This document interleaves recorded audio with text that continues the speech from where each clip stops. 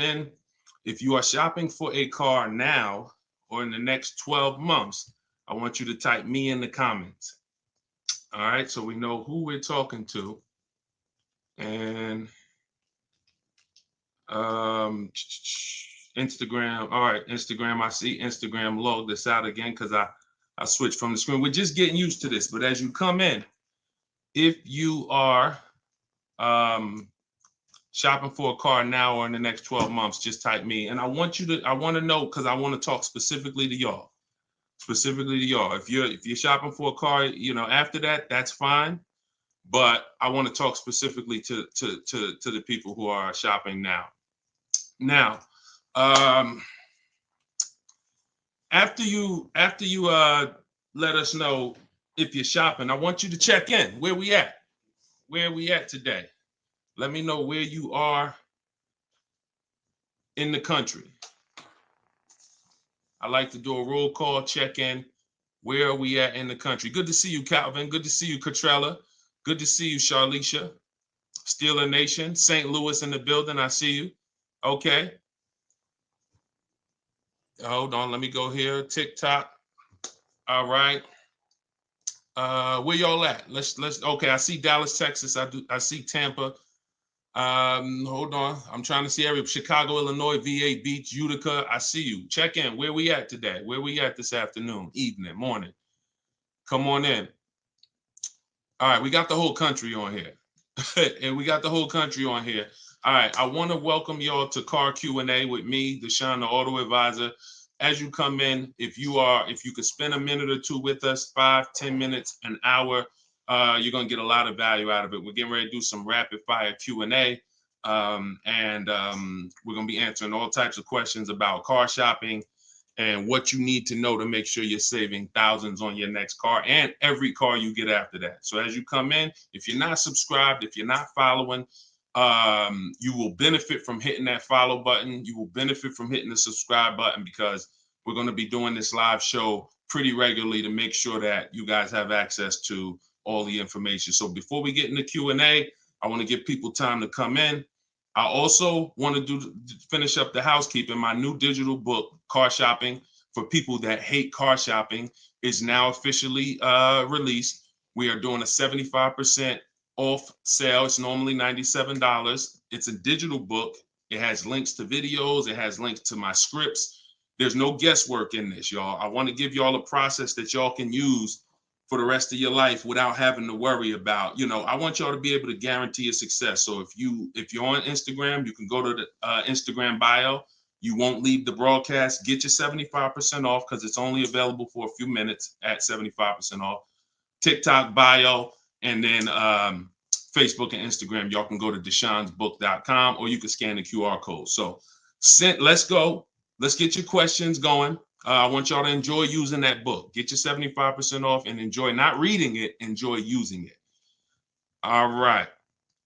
So let me see. Let's start bringing in some comments. Where's our first question? Do I have to get financing? Oh, by the way, in a few minutes, y'all, I'm going to be giving y'all a very, very deep look into a game that's going to help you understand leasing versus buying. So in about 5-10 minutes, we'll start that game, and you're going to love it. You'll never be confused on whether leasing or purchasing is going to save you more money after we play this. Do I have to get financing to lease a car? No, you don't. Whenever we lease a car, we are always using the dealer's financing department, their company, the bank that makes the car. And because we can't shop for our own financing, how do we make sure that they're not marking up the interest rate on the lease? Multiple offers. There's no way for you to make sure they're not marking up the interest rate on the lease without multiple offers. That is what reveals the true deals when you're shopping for a lease. So there's no interest rate to shop for, but we must protect against interest rate markups with multiple offers, because some dealers will mark up the interest rate and never tell you. They'll just give you the quote, and they're depending on you not shopping their competition to find out that they marked up the interest rate on the lease. All right. So when you get your offers, it's always with multiple offers. Shout out to the sharers. Shout out to everybody who's sharing the broadcast. If this is your first time on a live with me here, just type 1. Type the number 1 if this is your first time on a live. I'm near the end of a 3-year lease. Is it best to buy the vehicle or lease another? It's very rarely best to buy. Very rarely. Shout out to the first time viewers. Good to see y'all. Very rarely, if ever, good to buy your lease. I'm going to tell y'all why. Because when you buy your lease, you're buying a used car. When you buy your lease, you are buying a used car. That's all that's happening. So, being that you are buying a used car, you need to know if would I normally buy a used car versus leasing. And the only way it makes sense to buy your lease out is if you're keeping the car another 8 years. I'm going to tell you why. You've already had the car for 3 years. You've already had the car for 3 years. Most people, when you buy your lease out, you're getting another 5 or 6 year loan for the balance. So you're committing to 8 or 9 years of payments on the same car. This spills into bad lease deals. The reason we don't take 48 months leases on a lease, because we're paying too long on a vehicle that we're giving back. We never want to be tied up long term in a vehicle we're giving back. That's the whole point. Leasing is meant to be 3 years, 39 months, sometimes 2 years, depending on what they're offering, in and out, switching cars very fast, always under warranty, keeping our payments low. Okay. Can y'all light up TikTok with the likes? Can y'all continue to tap the screen on TikTok? I see we got a few hundred people. We got about 400 people on total, all the broadcast. Could you actually hit that share button? Because I promise you, y'all, no one will ever get mad at you for sharing my page with them. I guarantee you that. In fact, my goal is to get them to thank you. Hey, thank you for sharing that. I like that guy's stuff. We try not to waste any time here. What about paying cash? VJ Live said, let me put this question up on the screen. If you're on, make sure you're subscribed on YouTube so y'all can see the whole thing, the presentation, when we share these numbers. We can't do that on Instagram and TikTok. So VJ Live said, what about paying cash? I have about 15,000 and I don't want payments, but they keep trying to push me to 25 grand range so I can have payments. Here's the thing. If you can find a quality car for 15 grand, great. If it's going to force you to buy something that's not, who's heard you always pay cash for a car? If, as you come in, thank you, Godhead. Shout out to the sharers. I see y'all. Who's heard always pay cash for a car? Type me in the comments. If you've heard always pay cash for a car, type me in the comments. I see y'all lighting up. Keep tapping the screen on TikTok. We appreciate it. Y'all lighting up the likes. Y'all can see where we at on the likes in the top left. Who's heard always pay cash? Right? 5150 times heard it. VJ Live said, heard it all my life. Now listen, bunch of Dave Ramsey advice. Now here's the real. Here's what I'm just telling y'all. We got a bunch of people on here, hundreds of you all say, yes, I've heard you pay cash for cars. Now there's two schools of thought here. One is no debt. Now if your philosophy is no debt, I'm not here to convince you to change your philosophy. Here's what I'm here to talk to you about. If your philosophy is I want to do what makes the most financial sense, then we'll have that conversation. Because people who could pay cash for cars and don't, they typically are making money on their money. When I was in the dealership, people would come in, they would ask, what are the interest rates this month? If the interest rates were 0%, something special like 0%, 1%, 2%, 3%, if they knew that they were getting 10, 15, 20% returns on their money, they're not going to put it in a car. They're going to use the bank's money at 1, 2, 3%, and they're going to use their money to keep making 10, 12, 15, 20%. That's the philosophy. So they view that as, I'll pay 3%. They view it more as a business transaction than as a leveraging money to make more money. See, some people will tell y'all people who don't pay cash for cars, they're into debt. But I'm here to tell you that when I sat with very, very savvy people in my career with Mercedes and General Motors, I had tons of people who could easily have wrote a check for the car. I want you to know that if your goals are to eventually get into making more money with your money, investing your money, getting 10%, 12%, 8%, trying to beat inflation, then you're going to have a problem putting your cash into cars. Because not only, if let's say we park right now, this is just as answering VJ Live's question, because I got it up on the screen here on YouTube and Facebook. He's asking about paying cars. And many of you, as you sit on the show, you'll see, Dad, that's a similar question. Many of you will see someone's going to ask the same question you have. When we start seeing that we can actually use the bank's money for less, we're gonna realize that when you put $20,000 of your hard-earned cash into a car, that money cannot make you more money. That $20,000 that you just put in the car cannot make you more money. You have maxed out the value of that 20,000. It's in a car, you can't pull it out. You could refinance, but that's not happening. You're going to refinance and just get another loan. The point is, your money's in that car now. So had you had an opportunity to invest that 20 and make 8%, 10%, 6%, 12%, that's what the people who don't pay cash for cars who are wise are doing. I'm not telling you there's a difference. Look, I talk a lot about budgeting. I talk a lot about affordability. All through my book, I have systems and boundaries. The rule of 72 and the 10th birthday, how long of a loan you take, how much, when should the car be paid off? That's all in my book. You can get it 75% off, or you can watch my videos. I'm going to always teach it. But if you want it all in one place right here, get the book, 75% off. It's in my TikTok or Instagram bio. But that's what we got to know. We got to know if we're going to use leverage and use the bank's money, there are extremes of leverage. There is over leverage. And we cannot be over leveraged. That means we're taking a loan that's too much, too long, we just want to borrow to try to afford a car. And you see this a lot with older cars, people buying luxury cars that they really can't afford because, brand new, the car is 80 grand. But if they get a 10-year-old one and they get a 5-year loan, now they're in a 2013 AMG Mercedes with 90,000 miles on it. So that's the opposite extreme. Using leverage and loans to buy things we can't afford. But then the other opposite extreme is paying cash when we don't have to.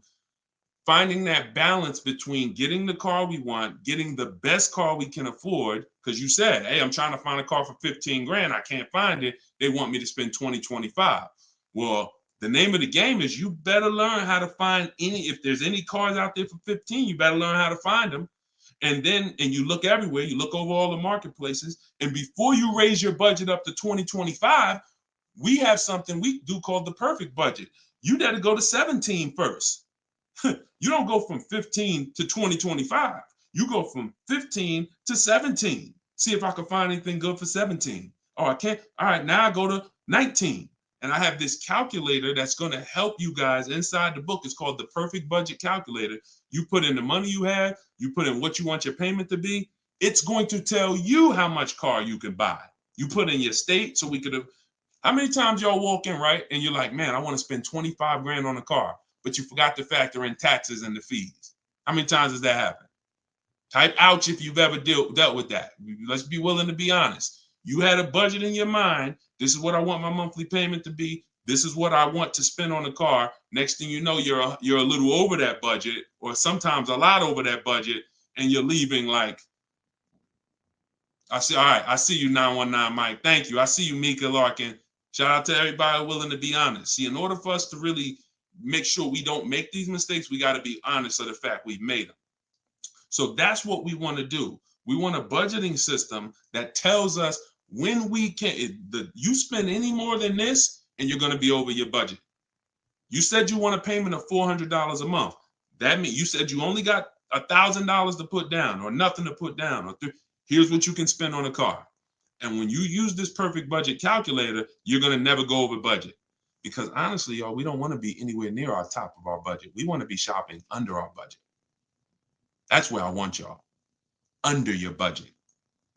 That's why I said if your budget was 15 and then your max might be 20, 25 with a loan, all right, we got to go from 15 to 17, to 17.5 to 18. We don't just jump to 20, 25.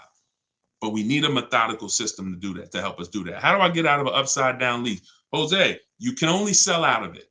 That's all you could do. You could sell out of it. If you, no matter what, y'all, who's in a car that they want to replace and they think they're upside down? They may have some negative equity. This is all in the book. I would really like y'all, the reason why I'm doing the 75% off, couple reasons. The book just officially came out, but I really want y'all not having to remember this. Yes, this live rebroadcast is going to be syndicated. So no matter when you're watching it, the information is going to be valuable and applicable. But I really want y'all to have the book so that you can actually reference the information over and over again. Thank you, B-Bad. Thank you for this info. Thank you, SJF Racing. So, all right. Yes, 25 goes to 30 real fast. Let me show y'all something, and then we'll continue. This is where we are right now on Goodreads.com. We're rated 4.94.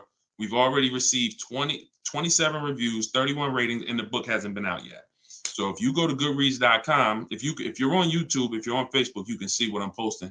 But I'm sharing the fact we're already rated 4.94, 31 ratings, and the book hasn't come out yet. So now that it's officially out, I really want y'all to have it. And so make sure you take advantage. Get your 75% off. It's normally $97, but while you're watching here, it's 75% off. Everything I teach is in there in one place, so you don't have to remember it. All right. If you have let's talk to the people who are in an upside down lease or upside down loan. First of all, we don't want to be there. I'm gonna tell y'all why. If you're in an upside down lease, that means you didn't pick your mileage correctly. That means something happened, because with a lease, you have to have predictable miles. You have to know how much you're going to drive roundabout. You got to be able to guesstimate. That's why if you're running a Turo business, when you're trying to rent the car out for, 40,000 miles a year, or you don't know how much it's going to be on that car. Could be 20, could be 40. A lease is not good because you can't predict the mileage. But in normal life, we can predict our mileage very closely. Now, when things happen, let's say you were working at home, and now all of a sudden you are, you're not working from home anymore. Now you got to drive into the office to 20 miles away. Well, that's a lifestyle change. That can lead to you racking up mileage penalties. But here's what we don't want to do. You don't want to buy that car, y'all. I'm going to tell you why. Every time you lease, you have a price that you can buy the car for. Most times it ain't worth that. Yes, in the last couple of years, we saw a couple cases where, the buyout prices were good. Before the pandemic, the buyout prices usually were nowhere near what you could get a comparable used car for. So if your car was 3 years old with 36,000 miles on it, the prices they were putting was to make you not buy the car, was to make you send it back to them so that they can handle it and resell it. So if the price wasn't worth it to begin with 36,000 miles, I've seen people, you go over your miles and you're like, I'm over the miles, I'm just going to buy it. The price wasn't worth it with good mileage. The price wasn't worth, if you had 36,000 miles, that car wasn't worth you buying for the buyout price. You actually have 48,000 miles and they want you to pay the same price for it. So it's important that if we have to deal with penalties because we didn't structure the lease correctly, or because we didn't quite know what we were going to be driving, or we had a lifestyle change, taking the penalty and applying it over to our next deal is always, not always, but in most cases, going to be less money than us buying an overpriced car with high mileage now. We cannot just keep buying our leases without doing a market check. So when you asked about how do I get out of a lease with negative equity, all you can do is find out what the penalty is. There's 3 ways that you could get out of this thing. You could either pay the difference. So if you got, you could wait until your mileage, and this is, all right. If you have negative equity on a lease, I don't even like to call it negative equity because there's no such thing as negative equity on a lease. There's penalties. That's different. Penalties on a car you purchase. Yes, there's negative equity. You bought it, you have a loan on it, the value is not worth the loan, negative equity. With a lease, we have penalties, over mileage penalties. And now some people say, well, I'm gonna go over mileage, I'm gonna get out of the lease 3 months early. But you don't realize if you get out of the lease early, what do you still have remaining? Payments. Three months of payments, 6 months. Who's ever had a dealer say, hey, don't worry about the payments, we'll take care of the old payments? Who's ever heard that? Type me if you've ever had a dealer say to you, don't worry about the old payments, we'll take care of the old payments. Okay, lots of you. The problem with that is the payments don't disappear. They always get rolled over to the next lease. They always get rolled over to your next deal. So what I want y'all to start doing is I want y'all to see that the money is not hitting. When you have negative equity, 5,000, you got this baggage from your old car, it does not go away. It gets either transferred or you can pay off the difference. So the key is to stay out of negative equity, to stay out of penalties, because yes, once you have them, they have to be accounted for. We got to find our great deal, and then we got to bring our penalties over on top of the great deal. That's all we can do. Now, you better try to see what your car is worth selling it, because you said you're over miles. You call your leasing company, you get your payoff, you find out what your cash offers are. Go to Vroom. Vroom's out of business. Sorry, CarMax, Driveway, Carvana, AutoNation, and Kelly's Blue Book Instant Cash Offer. You can go to Car Guru, Sell My Car Too. These are all people that give you cash for your car. That's what your car is really worth, what those companies will pay. Whoever's the highest bidder, we take that. See, what I'm teaching y'all, and some of you are going to get it immediately right here, right now. Some of you, it's going to take a while to get the fact that your money comes when your savings come when you start learning to make people bid instead of getting one offer. You get the most money when you start learning to make people bid. And so what you have to do is get multiple offers, find out what your car is worth. When you go on those websites, when they ask you, is it a lease, say no, because their websites are set up to where if you put it's a lease, it's going to automatically trigger that they can't buy it. But they can buy it. We've been doing this, y'all. I got hundreds and hundreds of members in Cars from Home University. We shop all around the country. You must put no when you're getting offers for a lease, because their computer is set up to automatically think that it's a third-party restriction and they can't buy it. But when you call your bank, you're going to ask them, do I have a third-party restriction? If they say no, then that means you can sell to anybody.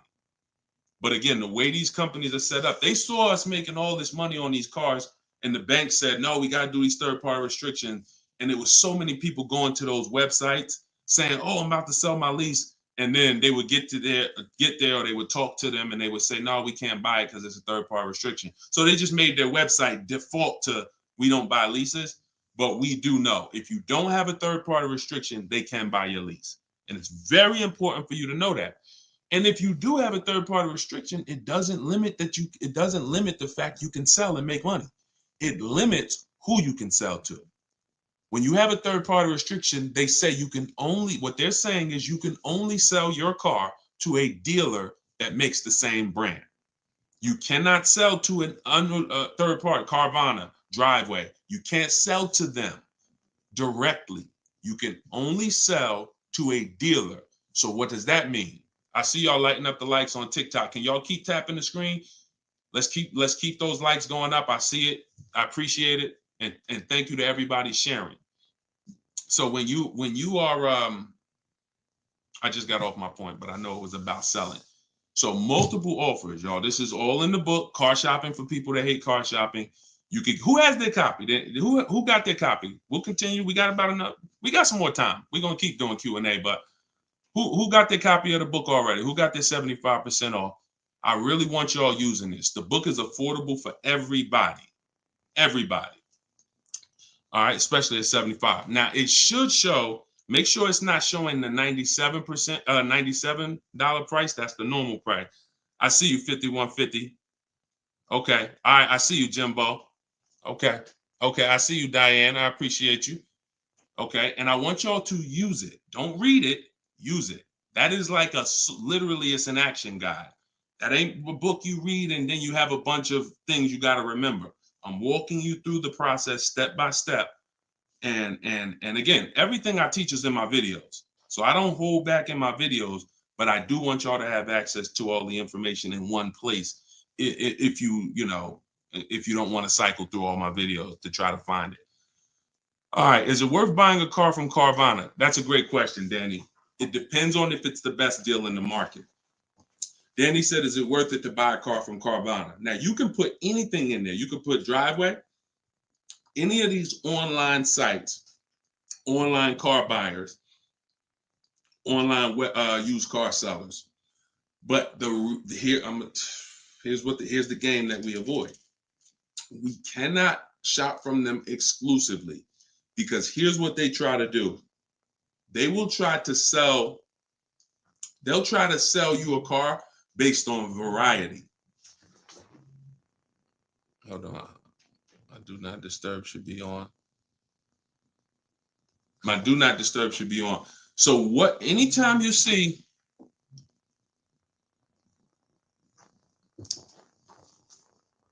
hold on one second. I keep getting a call and I don't know why it always does this. I don't want to lose the people on Instagram. Hold on, Instagram. We got you. All right. We should be back on Instagram now.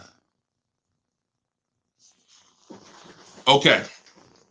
So most times, especially when we're selling our cars to these people, you got to realize we sell our cars to Carvana, to Driveway, to all these companies because they pay more than dealers on average. If they're paying more than dealers on average, they're usually not the lowest price. When they're selling the cars, they're usually one of the highest. You can't pay people more than dealers and then turn around and sell for less than dealers. That could be part of the reason why Vroom went out of business. But whenever we shop for a pre-owned car, Carvana is always on the list. Whenever we shop for a pre-owned car, CarMax is always on the list. Driveway is always on the list. Why? Because we shop everywhere there's a used car. You may have been trained to shop local with used cars or to shop I only go to Car Gurus. Then you're missing the stuff that's on cars.com. You're missing the stuff that's on carfax.com. You're missing the stuff that's on Driveway. You're missing the stuff that's on CarMax. So we got it just the same way. If we were buying a baby stroller, we're going to go to Walmart, right? .com. We're going to go to Amazon, right? We're going everywhere, right? That's the same way we got to be when we're shopping for used cars. Carvana is just one marketplace. And unfortunately, there are people who shop from them exclusively because they're like, oh, I just love Carvana. I don't have to go into the dealer. And they don't realize that, one, what I teach you won't be in a dealer more than 30 minutes. And also, if I'm not checking their prices, I'm going to overpay. And I'll literally have I didn't have to go to a dealer, but I got a car in my driveway that I could have got for $5,000 less if I just shopped around the right way. I did just mention Auto Trader. Auto Trader's on our list, Alex. Auto Trader is one of our marketplaces.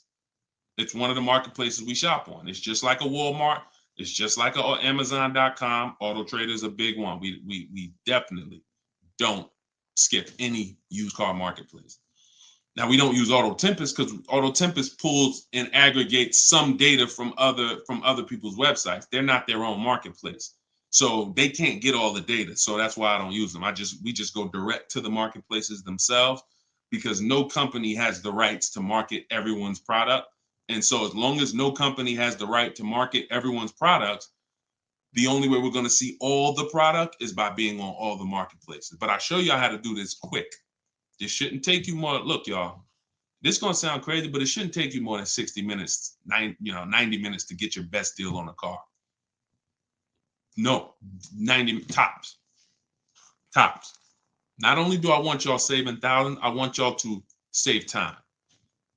Deciding what you want shopping, test driving, that takes time. That's fun. Getting the deal, that should not take you more than 60 to 90 minutes when you learn how to get bids. Okay. And the more you stick around, the more you use what I teach, you're going to make deals and save more money in like less time. I don't want to spend more than 60, 90 minutes getting my car deal, and I don't. All right. Ivan said, planning to get a new car ASAP. What are the steps to prepare that you would suggest? Well, first thing is to know whether you're buying or leasing. Let's go into this game. All right, let's go into this game. Thanks for reminding me. Now let's this is a game that I've done this on in some master classes. This is also in Cars from Home University, my video library. So what I want to show y'all is I want to show y'all this game I like to call Who's Winning. Okay? This is why. Now listen, we get ready to make some people mad at some people. I don't want y'all to get mad, but once y'all see this, y'all are gonna be mad at some people who taught y'all bad information about leasing, and it's cost y'all money. This is always step one. Now I'm getting calls from Facebook. How could this is so weird. I don't get how the heck I have my phone on do not disturb and I'm still getting calls. That is so weird to me. Got to figure that out. So bear with us, Instagram. Instagram is always the one that has to bear with us, you know. But all right, so this is what we're doing here. And look, go to YouTube or go to Facebook and watch the rebroadcast. Rob Rue said, "Where do I purchase the book?" Everybody who wants to purchase the book and get the 75% off, if you're on Instagram or TikTok, go to my bio, click the picture of me, go to my bio, you'll see a link, and then you'll see 75% off. Grab it. You won't even leave the broadcast, so you don't have to worry. You'll be right here. You'll still be able to hear me. And then if you're on YouTube, or you can go to deshonesbook.com. If you're on Facebook, go to Deshone's Book, or you can scan the QR code. So what we're about to do, I'm going to ask y'all a question. We're going to go down the road and we're going to compare two different people here. People who buy a car and people who lease. This is step one.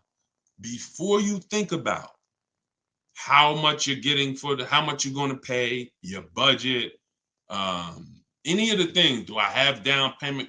Before we think about any of that, I want y'all to know what the most important question is. That's leasing versus buying.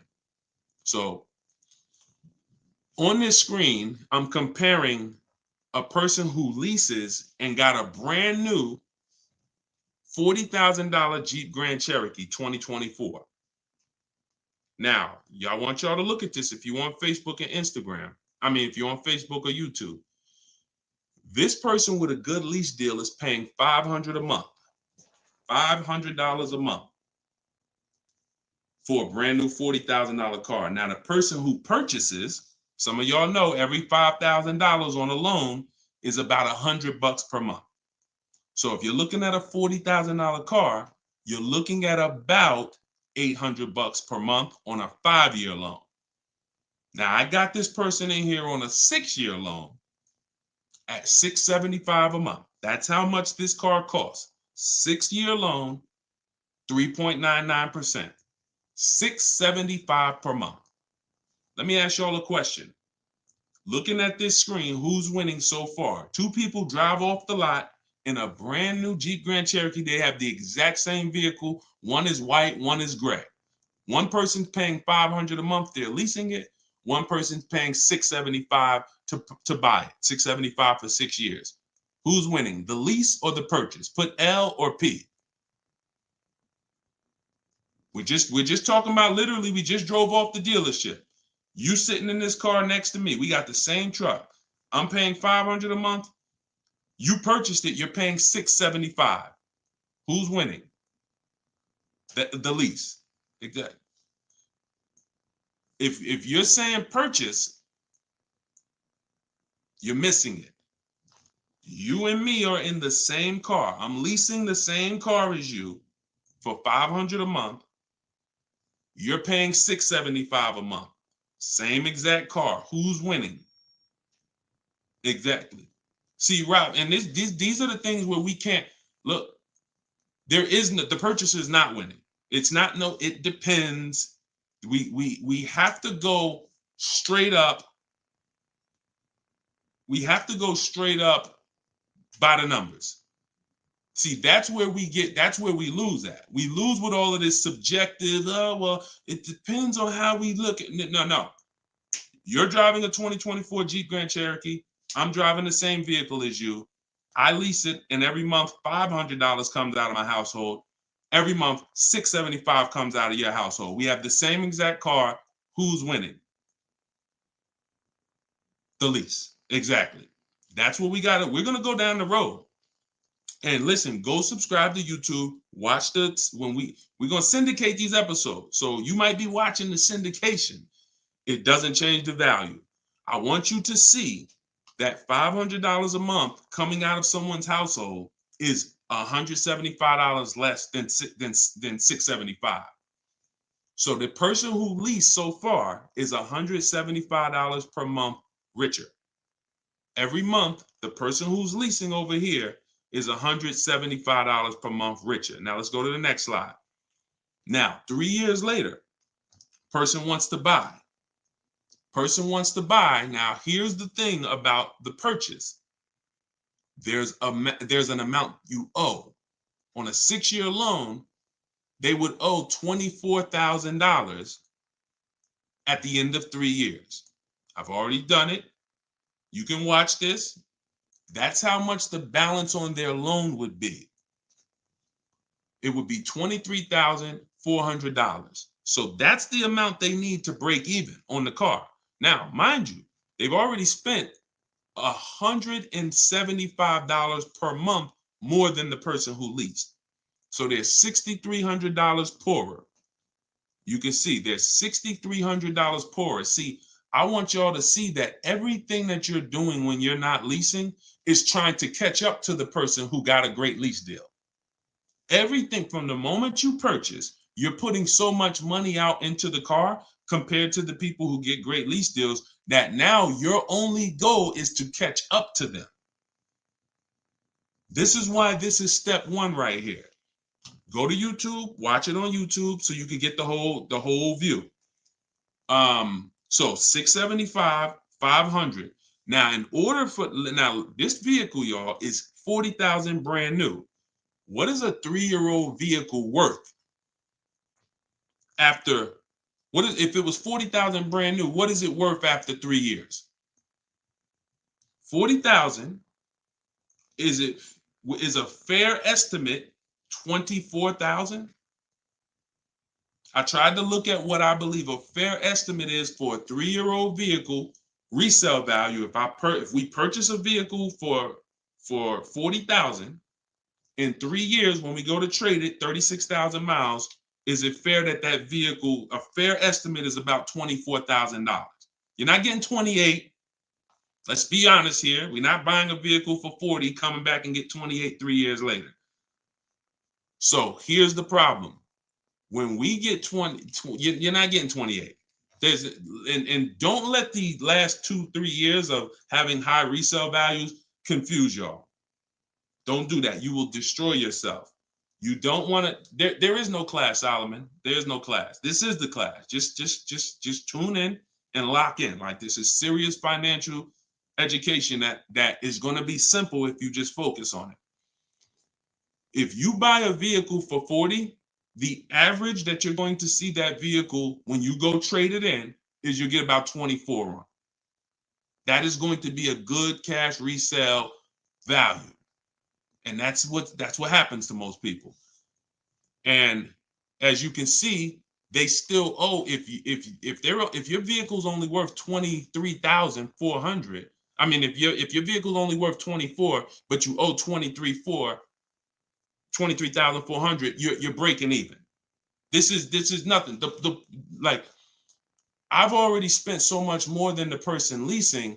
And now when I go to trade my car in, I'm not even able to get enough money to catch up to them. I'm not able to I'm $6,300 behind the person who leased when you purchase, and I'd have to get all that money back to make it worth it to have bought. That's why, y'all, when you buy your cars and trade in, you notice how much you always worry about how much you're going to get for the car. Y'all notice that if you're a person and you buy your cars and you keep them 2, 3, 4, 5, 6 years, you notice how you're always worried about, man, that's all you're giving me for my car? That's all you're giving me? Nah, you got to give me more than that. You know who doesn't worry about that? Keepers. Anybody in here who buys a car, keeps it till the wheels fall off, you never worry about what the car is worth, right? Because you're using all that value. That's what we do when we purchase. But here with a lease, you're always behind. If you purchase a brand new car compared to a person who leases, you're always behind. You can't catch up with them. You're paying too much money. So this is an intro. We didn't even talk about the fact, what if the person has an accident? And I really like wish that y'all could see this on YouTube. And can y'all see the screen on Instagram? I don't know. Are y'all able to see the slides on Instagram? I don't know what view y'all have on Instagram, but we're not talking about if the person has an accident. If the person has an accident in the car that they own, you lose two grand of your value. So the buyer is always behind. Now we can go down the road. When we go down the road, you'll see that eventually the person starts catching up, but it's only after 8 years. You can't catch up to somebody who's paying $175 a month less than you to drive the same car as you. That money just keeps adding up. And we were taught that we're supposed to purchase, but only if you're long term. That is when you purchase. 8 years, nothing more. All right, so I got to see how I'll probably try to do this and go deeper when I can get some. It's hard to do it because they can't, everybody can't see it. So just watch the replay of it, and you'll be able to see it. But this is the difference, y'all. Queen Mama said, "I'm a keeper and I need to break. I need a break from car payment." See, but let me ask you. Can I ask y'all a real question? Why are car payments the only payments we need a break from? Let me ask y'all a very real question, because car payments we need a break from, but we're okay with cell phone payments. We're okay with insurance payments. We're okay with car insurance payments. We're okay with, this is like a cost of living. And I don't have a problem when it comes to financially, I want to pay cash for a car, and I'm just going to keep my debt down, and I'm going to make sure that, the interest rates are high right now, so I'm not going to look to borrow. I'm just going to pay cash. That's fine.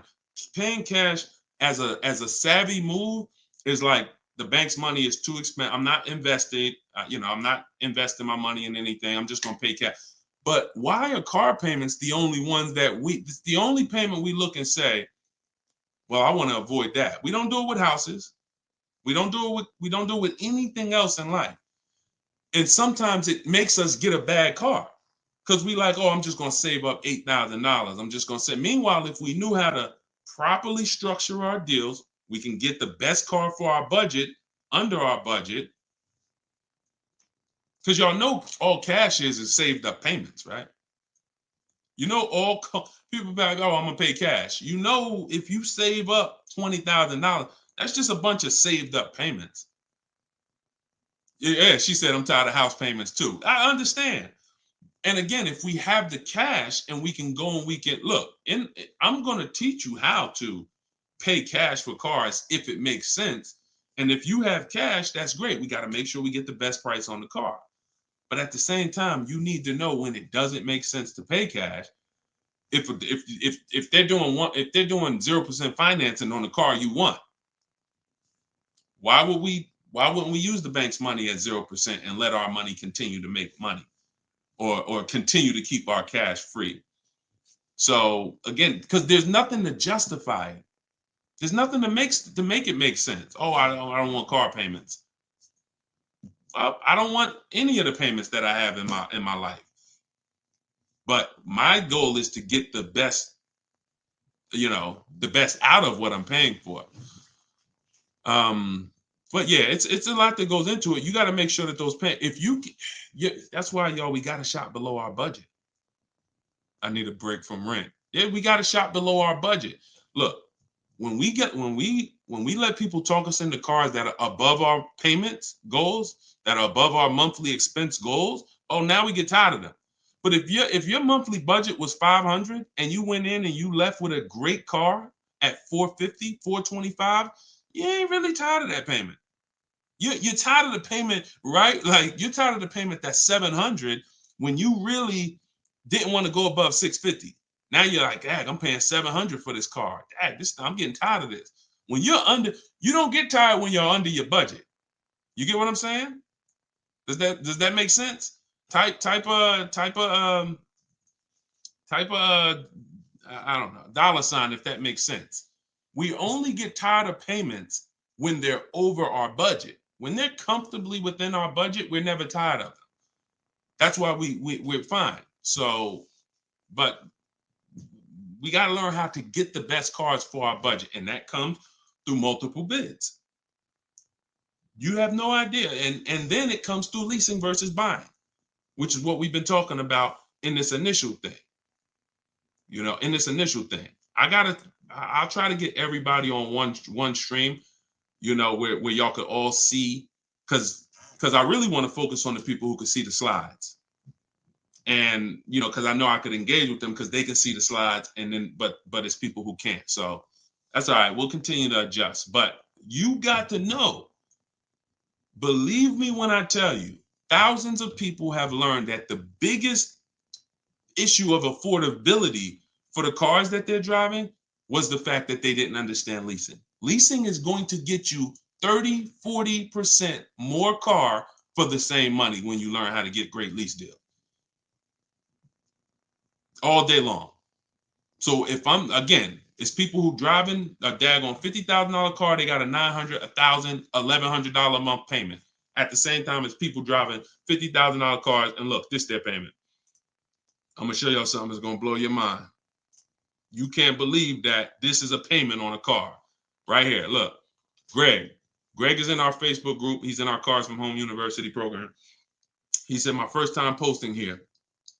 His MSRP on his car that he got, it's a Kia EV6 Win with the tech package. $56,275 car, y'all. $56,000.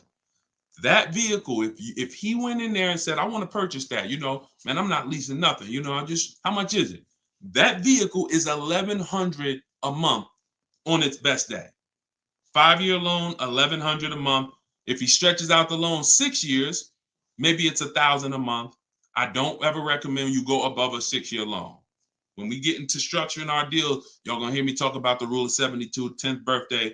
We don't ever want to go above a 6-year loan. It's very risky, and it's a sign of affordability. We can't afford the car. It's like a 40, 50-year mortgage. So the point is, if he walks in to get that car, he's leaving with $1,000 car payment. Same car. Look at what he got, y'all. Shopping multiple offers. The dealer that won the bid, his payment is $527 a month. $527 a month. He gave him first month's payment and he drove off. He said no other dealer came close. Some people may have shopped that car and said, Deshone, I was shopping a lease for that car. They was telling me it's $800 a month. Absolutely. That's normal, because the overpriced dealers that we don't buy from are going to take their shots.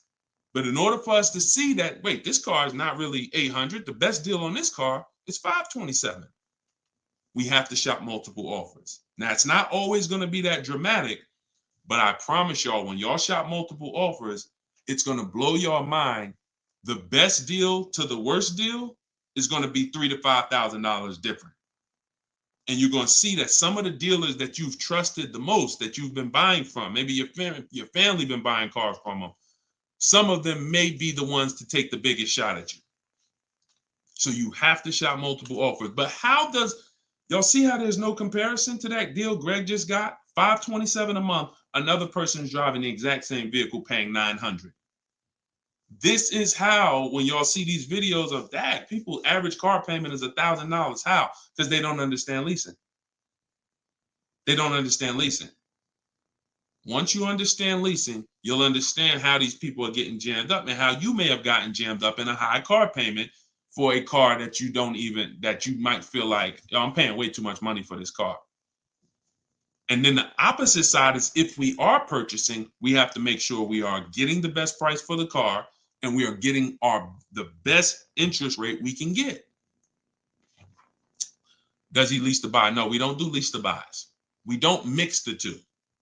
Leasing is its own benefit. That's a great question. Great question. Let me put the banner back up for those of you who want to get the book. See, if you don't want to have to remember all of this, grab your book. My new book is called Car Shopping for People That Hate Car Shopping. It's digital, so you could download it, be literally using it in 2 minutes, and just go to deshonesbook.com. It's 75% off for our launch, and you can get your copy. If you're on Facebook or if you're on Instagram or TikTok, you could go right to my bio. Click the link in my bio, get your copy while it's 75% off. Price goes back up to $97, I think, after 30 minutes. All right, so your payment is over $1,100 now, and look, that means your loan is probably somewhere around 60 grand or more. Depends on how much it depends on what your term was. So if your payment was $1,100 a month, on a 5-year term, that's a $60,000 loan. That's about a $5,500 loan on a 5-year term. So you want to look at other ways to acquire that car. Is there a way that I could have been in this car for less money? Now, watch this, Gigawear, because he's being honest. My payment's is $1,100. If you are buying that car and your intention is to keep it, and that means your intention is to keep it for 8+ years, you're going to pay off that car, and then you're going to just, start to catch once you don't have a car payment, you can start to catch up to the person who leased, because the person who leases is always going to have a payment. That's the downside about leasing. There is no opportunity for you to pay off the car, and you don't want to. Again, it's not like when you're not keeping cars long enough, you're getting great lease deals. The goal is not to pay off the car. The goal is to drive the most car I can for the least amount of money. That's the goal with a lease. The goal with a purchase is to now pay off the car and start to now keep the car long enough for the depreciation to cool off. Depreciation is the value that it loses every year. Thank you, Becky. Good to see you as well. Long time. Great to see you. So depreciation is the value the car loses every year. When you buy a brand new car, you lose 20% the first year. Then you lose 15%. Then you lose 15%. Then you lose 12%. Then you lose 10%. And as you keep the car longer, it gets to a point where you're only losing 5% or so a year. But you must keep that car long enough to get to that point. And what many of you have been taught to do, you may have been taught to, man, I buy my cars and then I'm replacing them in 3 years. I'm replacing them in 5 years. Now I'm replacing my cars when they're losing the most value. That's not when you want to replace a car. You now bought the car, it's losing value like crazy for the first 6-7 years.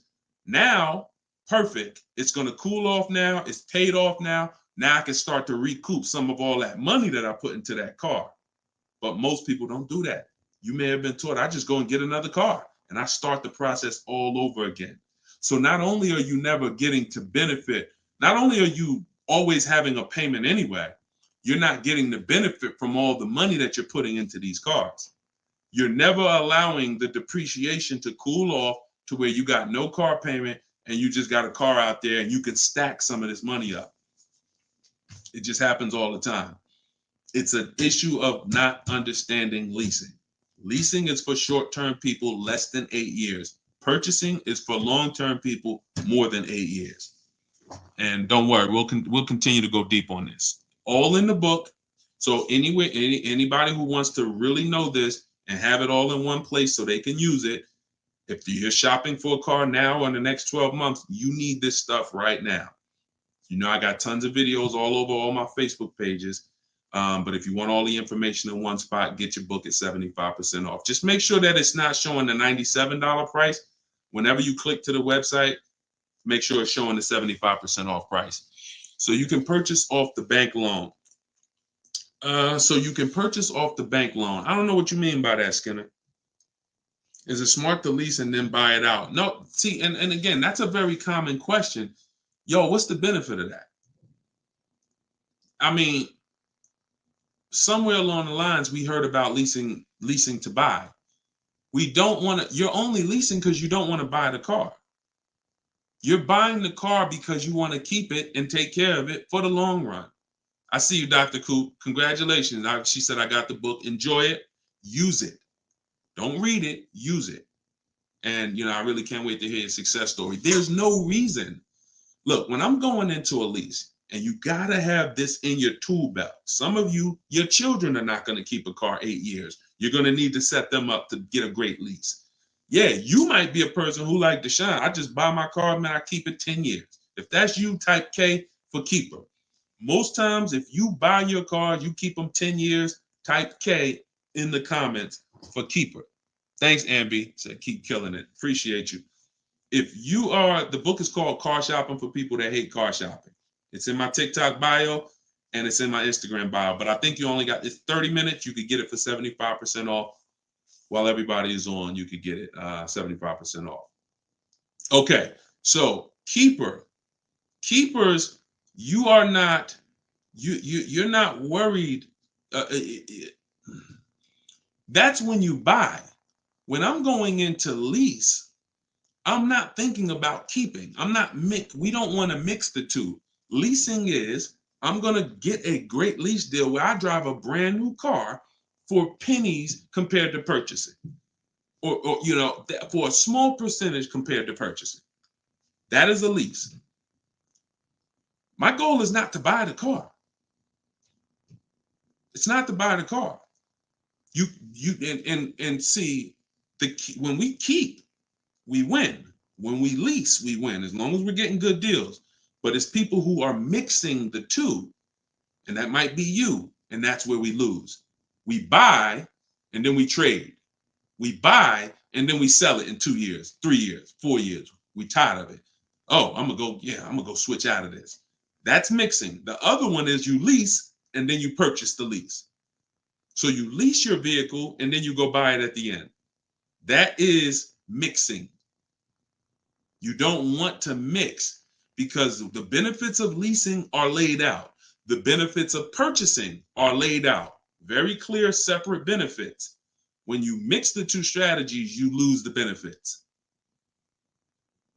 And again, most people who would tell you they bought their lease, they're buying it with a 5 or 6 year loan when they've already been paying 3 years to lease it. The lease is 3 years. The loan is 5 years. That's 8 years. And I'm going to tell y'all how this happened. How I figured out this was so bad, I'm going to be honest with y'all. I was in the dealership one day. Somebody comes in. They're like, hey, I want to replace my car. So I go out and I look at the car. I ask them what they owe. No, I don't think I asked them what they owe. They come to the dealership. They say, yeah, I got a car out there. I want to trade it in for a new car. And I'm like, okay, that's pretty normal. Let's take a look. Here's what happens. I say, what year is it? And they'll say, well, it's a 2018. I'm just using like a real example. Like they say, oh, it's a 2018. Now I'll ask them, how long have you had it? And they'll say, well, I bought it brand new. So I've had it 5 years, 6 years. Now, follow me, y'all. Everybody on here, I want your opinion on this. Person comes up and says they've had a car for 6 years. They bought it brand new. They've been paying on that car for 6 years. Don't you think that car should be paid off by now or almost paid off? Yes or yes. Type Y if you understand. Person bought it 6 years ago. You go out and I'm like, okay, mister, how long have you had it? They're like, I've had it for 6 years. So I'm like, okay, perfect. Everybody's saying yes. So this is what I'm thinking. This is how I found out buying your lease was a bad idea for most people, if not all. So I go and I say, okay, great. I see you're here trading. Now, in my mind, I'm already trained to talk to him about leasing because, thank you, Brent. I know you're here trading this car in 6 years. I want to show you what leasing looks like, and you're going to love that a lot better. You're not going to need this down payment. I'm going to be able to give you a check back for this equity in this car you got here. It's going to be all good. And I've helped some people do that. They come in and I show them the lease, and I'm like, you know, you keep just trading your cars, but if you lease, here's what, boom, that you could do.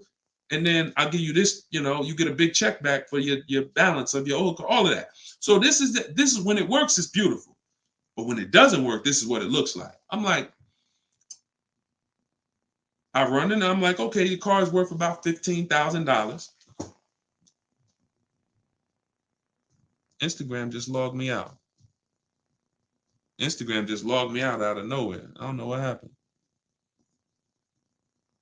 Let's see if I could go back. All right. So now when it doesn't work, so I go out and I find, you know, the used car manager may tell me this car is worth 15,000, and I'm like, okay, perfect. It's probably paid off. Great. He's gonna get like a check back for like almost all that, and then he's gonna have a low payment. He's gonna love it. So I find out when I call the bank, I say how much you owe. He says, well, I don't really know. I call the bank. I'm like, okay, I'm calling for Mr. Jones' payoff on his, you know, such and such car.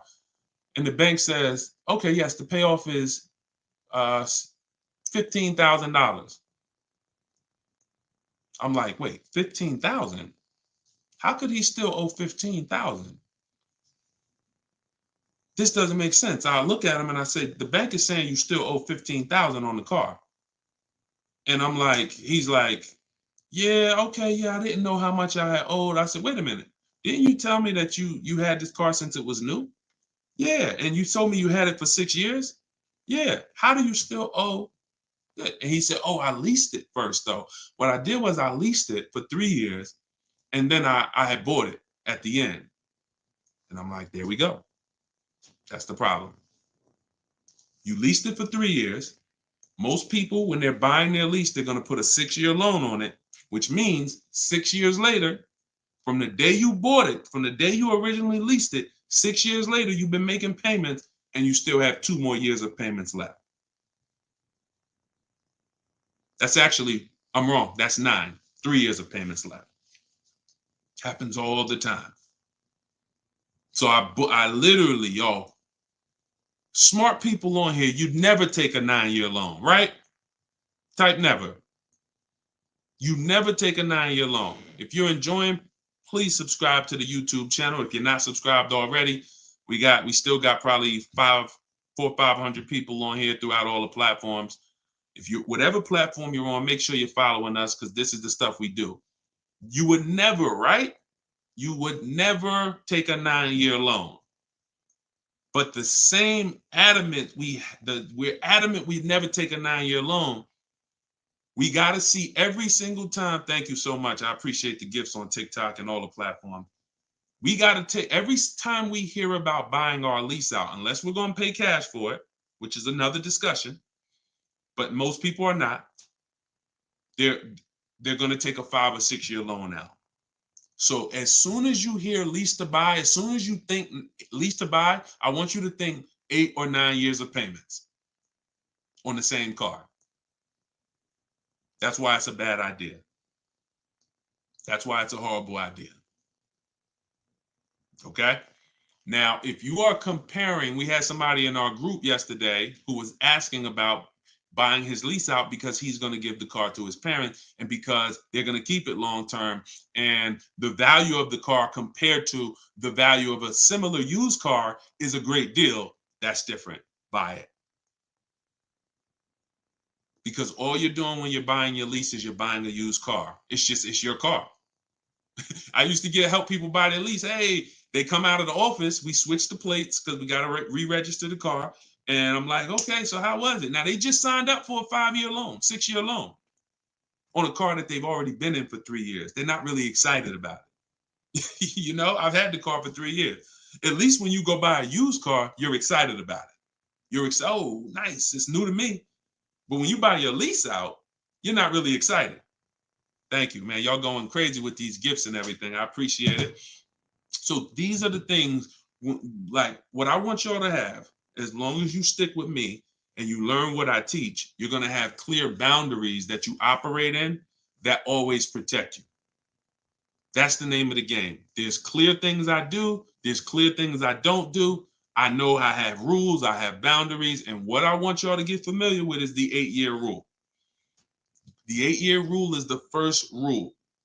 It says if you're not keeping your car 8 years, you should not be buying it. You can't outlive the depreciation. You cannot outlive the depreciation compared to someone who purchases. Now, it's too much to go deep on right now. We'll go deep because I know some people thinking, oh, Deshone, but if I pay cash for a brand new car, I'll pay less overall. Yeah, but if you pay cash for a brand new car, you're still laying out all the money. You're still laying out all the money and you're still trying to get that back. You're still, oh, I paid 30 grand, 40 grand, 50 grand. Do you understand that a person who leases that same car, what would you rather be?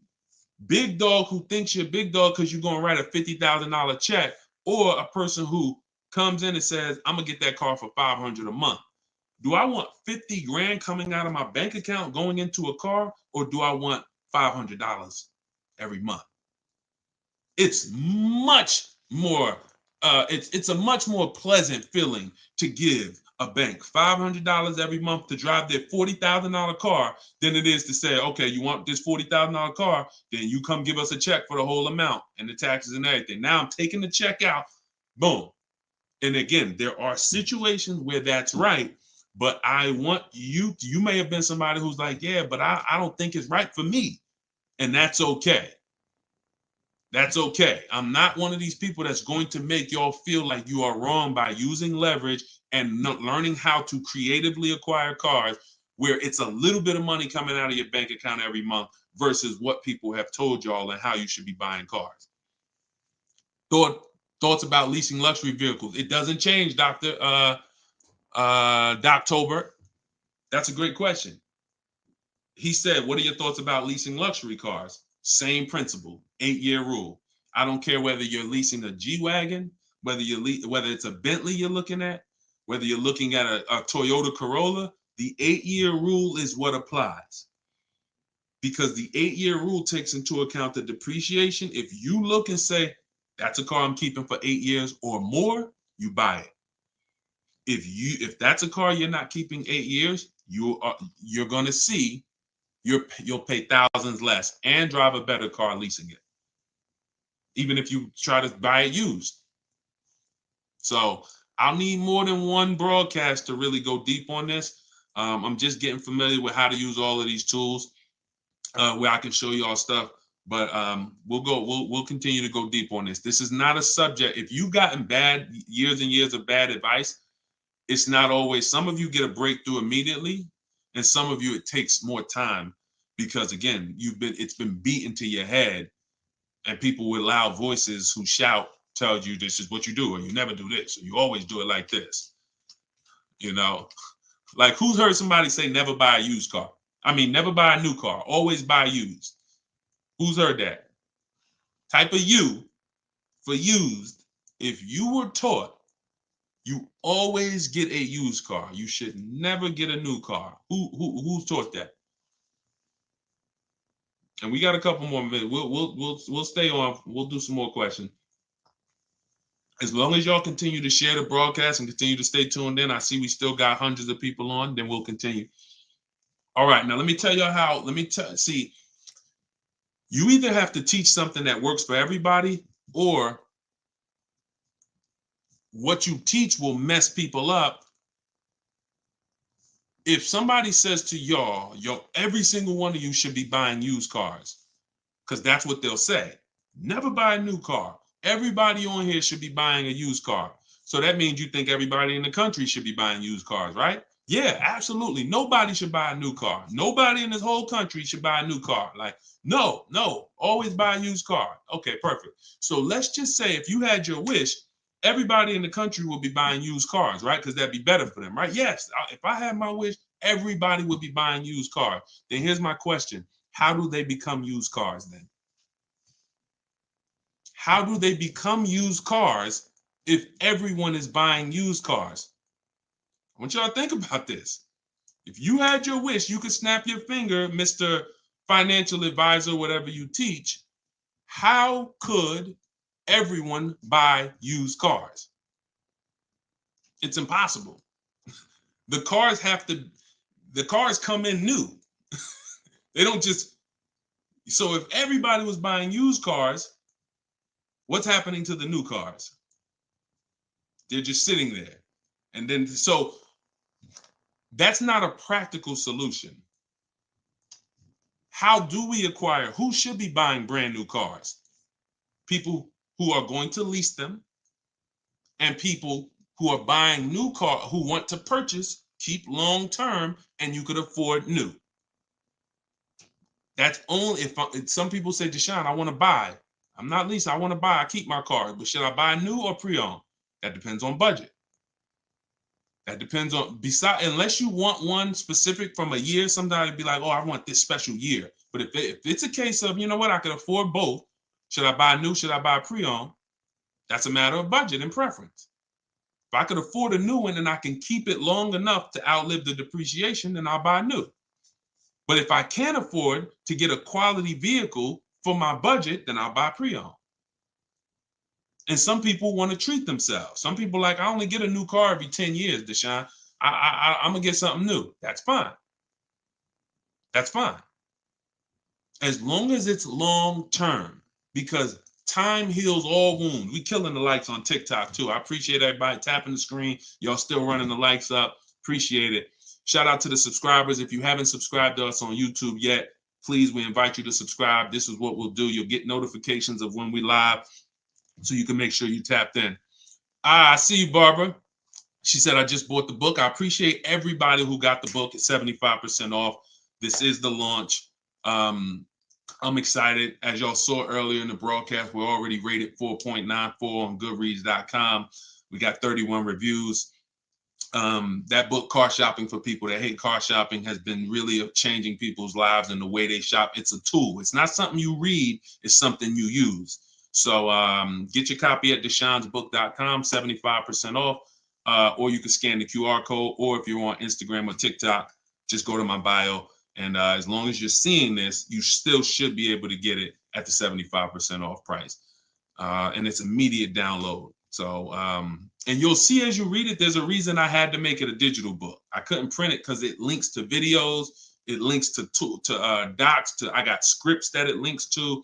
There's no way I would have been able to do it printing the book. And then also, sometimes I need to update stuff, like Vroom went out of business 2 months ago. If I would have printed the book, now Vroom is, I need to be able to update real time when something happens, and I couldn't do that with a print book. I didn't want thousands of print books out there, and then something changes, and now I got to tell people, oh no, you got to get volume 2 now. You know what I'm saying? Thanks, Angelina. All right, so Dr. Coop says, I have a paid off Toyota. I don't want to trade it. Should I have a down payment? You don't need, look, if you can find a deal on the vehicle you want below your budget with no down payment, then do it. You said you have a paid off Toyota. You don't want to trade it in. Now, here's what I ask people. You put the vehicle to use, because if you're going to go and get another vehicle, then you're going to be paying for that vehicle. You don't really want, the only people I recommend have an extra vehicle is if you're a high mileage driver. Who's a high mileage driver? You're driving over 20,000 miles a year. Over 20,000 a year, type HM for high mileage. These are the only people that it benefits you having a paid off car like this. So sometimes it's worth it to buy your car, pay off the first car. And here's what I like. All right, so we got a lot of high mileage drivers watching right now. So I have a strategy in the book, and what you'll hear me talk about is really 2 routes for high mileage drivers, so that y'all can stop having all this negative equity when you come in to replace your vehicles. What typically happens with high mileage drivers, and the reason I suggest to them 2 cars, 1 car payment, is because they're putting so many miles on their vehicle, but your loan is a normal loan. Your loan is a 5-year loan or a 6-year loan. Those loans are made to go down for the normal or average driver. And even the average driver is going to have negative equity on these loans in the short term. So when you are destroying the value of your car because you're putting 20,000, 30,000 miles a year on it, it's going from being worth 20 grand one year to now it's worth 12 grand the next year because you put 30,000. You're destroying the value of it, but the loan that's attached to it is not moving. This is the indicator that the loan and the purchase price or the value of the asset is totally unrelated. They're unrelated. They don't matter. That's why you have to make sure you get a good price on the asset. You can't just pay attention to what is my loan doing, because your loan doesn't tell you what you're really in the car for. So check it out. You now are putting all this mileage on your car. You come in 4 years and you're like, hey, you know what? Car got 200,000 miles on it now. Let me go ahead and trade this thing in. Problem is 200,000 miles. You still got 2 years left on the loan. You still owe 15 grand. You still owe 12,000. You still owe 20,000. And you are now seriously hurting your value, your next deal, because all that baggage you got to come to this next deal. The solution to stay out of that is to make sure that you are having either, I teach either 2 routes. Well, the third is really just be a long-term person. You could drive 30,000 miles a year. And if I'm a long-term person, I'll just have 300,000 miles on my car in 10 years. And then I just go switch it. It's keepers here that's long-term people, high mileage drivers, and they get their car. That thing got 250,000 miles. It's mostly highway. And in 8, 9, 10 years, they go and they replace it. No need to lease. Again, continuing theme. Long-term, don't think about leasing. Because some people who just tune in and they catch a brief, oh, is this so everybody should lease? No. That's what I'm trying to tell y'all. Long-term people, long-term purchase, you buying a car for your kid in college and they're like, yeah, I'm going to keep that thing for 10 years, man. You know I'm boring. Great. But most kids are not. They're like, hey, when I get my job, when I turn 24, I'm probably going to want something different. So if you're not a long-term person, you should be purchasing. But I mean, you should be leasing. But going back to the high mileage, y'all, this is how it works. The 2 strategies for high mileage drivers is to have one separate car. You pay that thing off. And now that becomes your mileage car. And you go and lease a nice car. This is beautiful. This prevents you from having 2 car payments. And this allows you to have a nice car that you're not destroying. So you pay off that first car. If you're going to go this route, your first deal is a purchase, because you're going to get that first car, pay it off, could be new, could be used, but it must be quality. Pay it off. And as soon as that car is paid off, now I go lease my nice car. So I might be putting a high mileage on that first car I'm buying, but once I go lease my nice car, now I got a payment over here. My nice car is over here. And this is when I take out to dinner. This is when I want to go out and have a good time. I don't want a car that I'm just always putting, 30,000 miles a year on. Now I split it. And this has allowed so many high mileage drivers to continually be able to predict what they're going to put in these cars, because now they can't. You cannot predict how much y'all are spending on these cars, high mileage drivers. Y'all are losing so much on resale value. Your loans are just so high and they're moving slow. You don't know how much you are losing, but I break it down for you. It's thousands. You can't destroy the value of a car and then go trade it. It follows you. So that's one strategy. Second is a high mileage lease.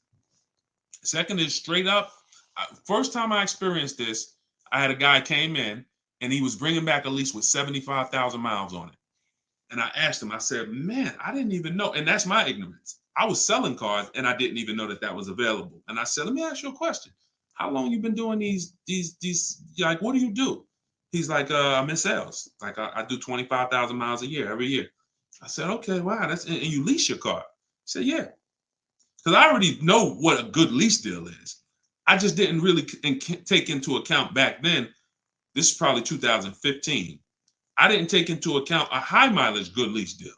And when he told me what his payment was, And he said, yeah, I come back 75,000 miles. I drop that thing off. I pay my payment every month.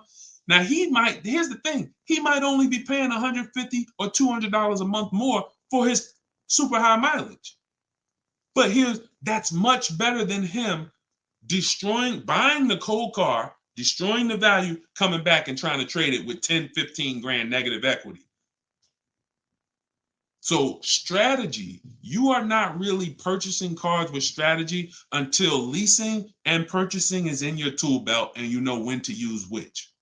For your family, not just you, for your family. It's not just you. All right. So great questions. Great questions. So this is the type of stuff that's in the book. Everything's in the book. Whether you see me live, whether you see me on social media making videos, you're going to get all the information. You don't have to worry about, oh, Deshone is holding back info. It's not. Now, access to me, yes, I have access. I have a Cars from Home University where I coach people personally and we work together. That's access. But as far as the information's out there. It's how you want the information. We'll get it to you anyway. If you want it all in one spot, get the book, get Car Shopping for people that hate car shopping. Download it now. It's 75% off. Scan the QR code or go to deshonesbook.com or go to my Instagram or TikTok bio and get your 75% off copy. But other than that, you don't have to worry about not having the information. See, what y'all have had to deal with is how do we make great car deals? How do we not pay penalties when we don't have the information? But now the information's here. It's here for you. It's just you got to decide, how do I want the information? Do I want to look through all Deshone's videos? I got a video on every topic. More videos to come. They're not in order, and they're for different people.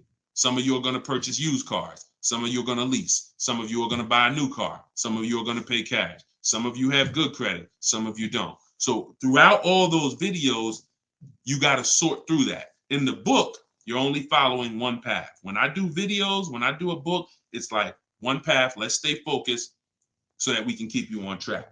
That's why it's step by step. Yeah, that's how the book is designed. All right, how do you purchase a vehicle without proof of income? That's tough. You need other things that are going to weigh. That's a good question. So if you don't have proof of income, credit profile gets you approved, not credit score.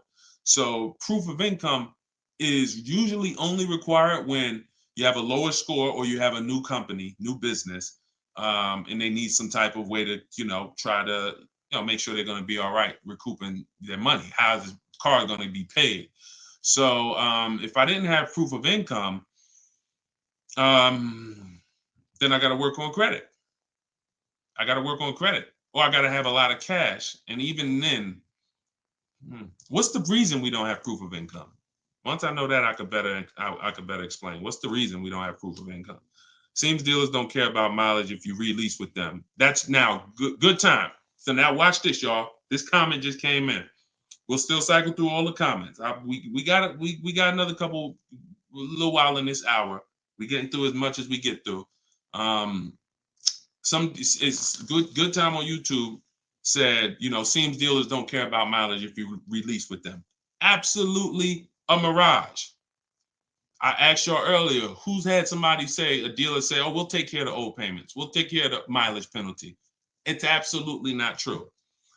Since 2006, here's the only time, shout out to y'all running the likes up on TikTok. I appreciate it. Y'all keep running them up. Thank you so much. Shout out to the sharers. Everybody who shares good information, just hit the share button wherever you're at and share with somebody if you're in this sharing. So I've never seen mileage taken care of, ever. No program, no bank, no leasing company, and we've done thousands of transactions. I've never seen a leasing company say, we'll forgive mileage. Never. So that does not happen. Mileage penalties let's say we calculate a $2,000 mileage penalty, that gets rolled over to your next lease deal, and we're working that lease deal with that $2,000 accounted for. So whatever the deal is we're working you now, perfect, here's what it is. Make sure that $2,000 penalty is in there. You pay for that. Now, in some cases, very rare, there's loyalty programs where they waive some payments. Mercedes used to have this. It's since gone away, and they didn't have it on every vehicle. They didn't run it every month, where if you lease another Mercedes, we'll cover 3 of your old payments. So you could get out 3 months early, no penalty, but it had to be waived. Since I got into the business, I've heard dozens of people sitting around me say, we are going to be waiving those, but we're going to be taking care of those payments. Mm-mm. Are you waiving the payments? Oh, what do you mean by that? Are you waiving the payments?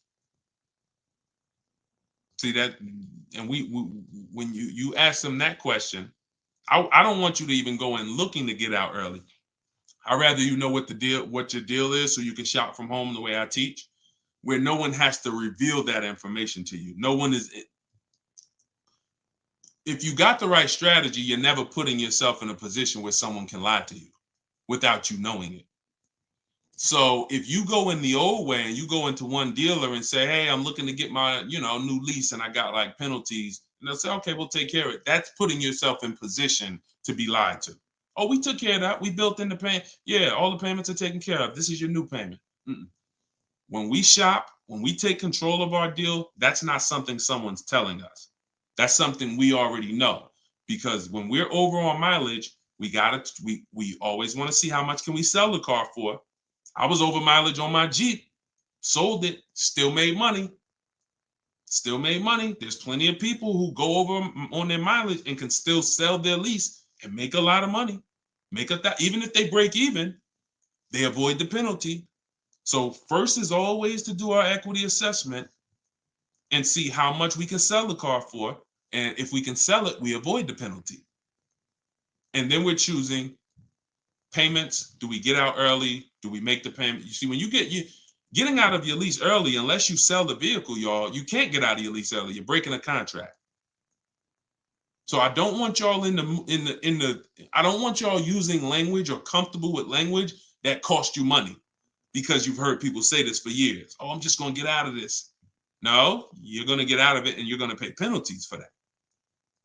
So because they've taught us, or you've been taught, oh, you can get out, no problem. You call the dealership, hey, you know what, y'all? I bought so many cars from y'all. I know I'm supposed to keep this lease for how many years? It's supposed to be 3 years, Mrs. Johnson. Okay, yeah, but I think I'm ready for something new already.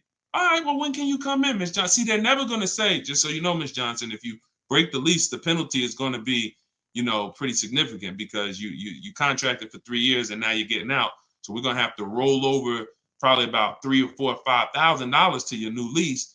So no, they'll just come in, get you in, and all right, here's your new payment, Miss Johnson. You don't realize that I'm paying $100 more for this car than I could have been paying if I just waited. But because you've been taught to be a payment shopper, it doesn't matter to you. But somebody who's financially savvy, who's like, man, I don't want that extra $100 coming out of my house for the same vehicle. You're not going to do this. So we cannot ever believe what dealers say about penalties, about, oh, we'll take care of that. We find out, can we sell our car to avoid the penalty? Or if I can't, I either got to pay the payments and get out earlier, or I'm going to stay in it and just take the mileage penalty. That's not a bad idea most times, y'all. Sometimes people will call and say, yo, I'm going over mileage. And I say, okay, well, based on how you're going over, you'll only be over by like 2,000 miles. That's only $500.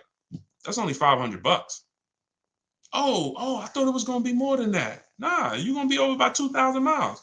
Just, wait till the end. And then when you get your new car, build that 500 into the deal, and that's it.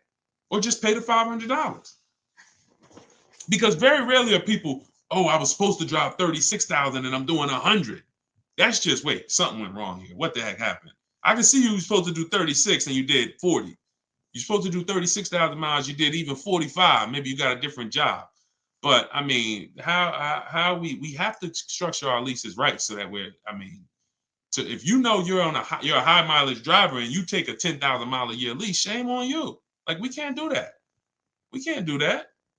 We can, and then some people, oh, I'll just buy it at the end. You're killing yourself. You're killing yourself. The residual value, you're going to put a ridiculous amount of money on those, or a ridiculous amount of mileage on that car, and you're going to buy it in 3 years with 90,000 miles on it for the same buyout price that was estimated from your 10,000 mile a year lease. They estimated this buyout price is for a person who brings the car back with 30,000 miles on it. Here's the price. And then you bring it back with 90 and you pay the same price. Oh, I'm just going to buy it because I went over on the miles. No, killing yourself. You're realizing the loss. So again, this is why we want to be in your life.